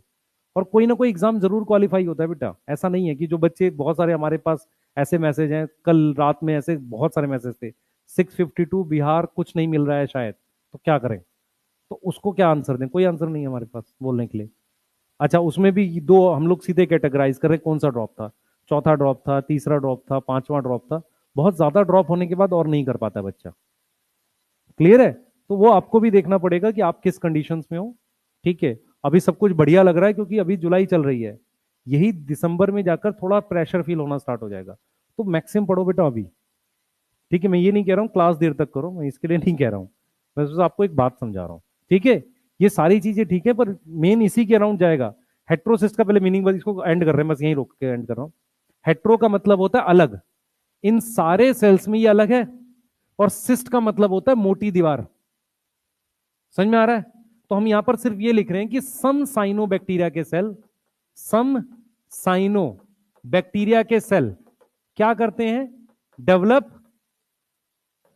Thick wall.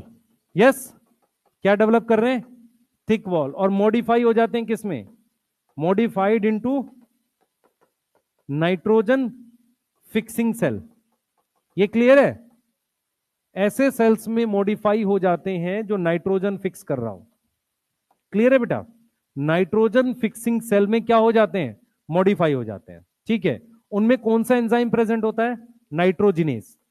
एंजाइम कौन सा होगा, नाइट्रोजिनेस।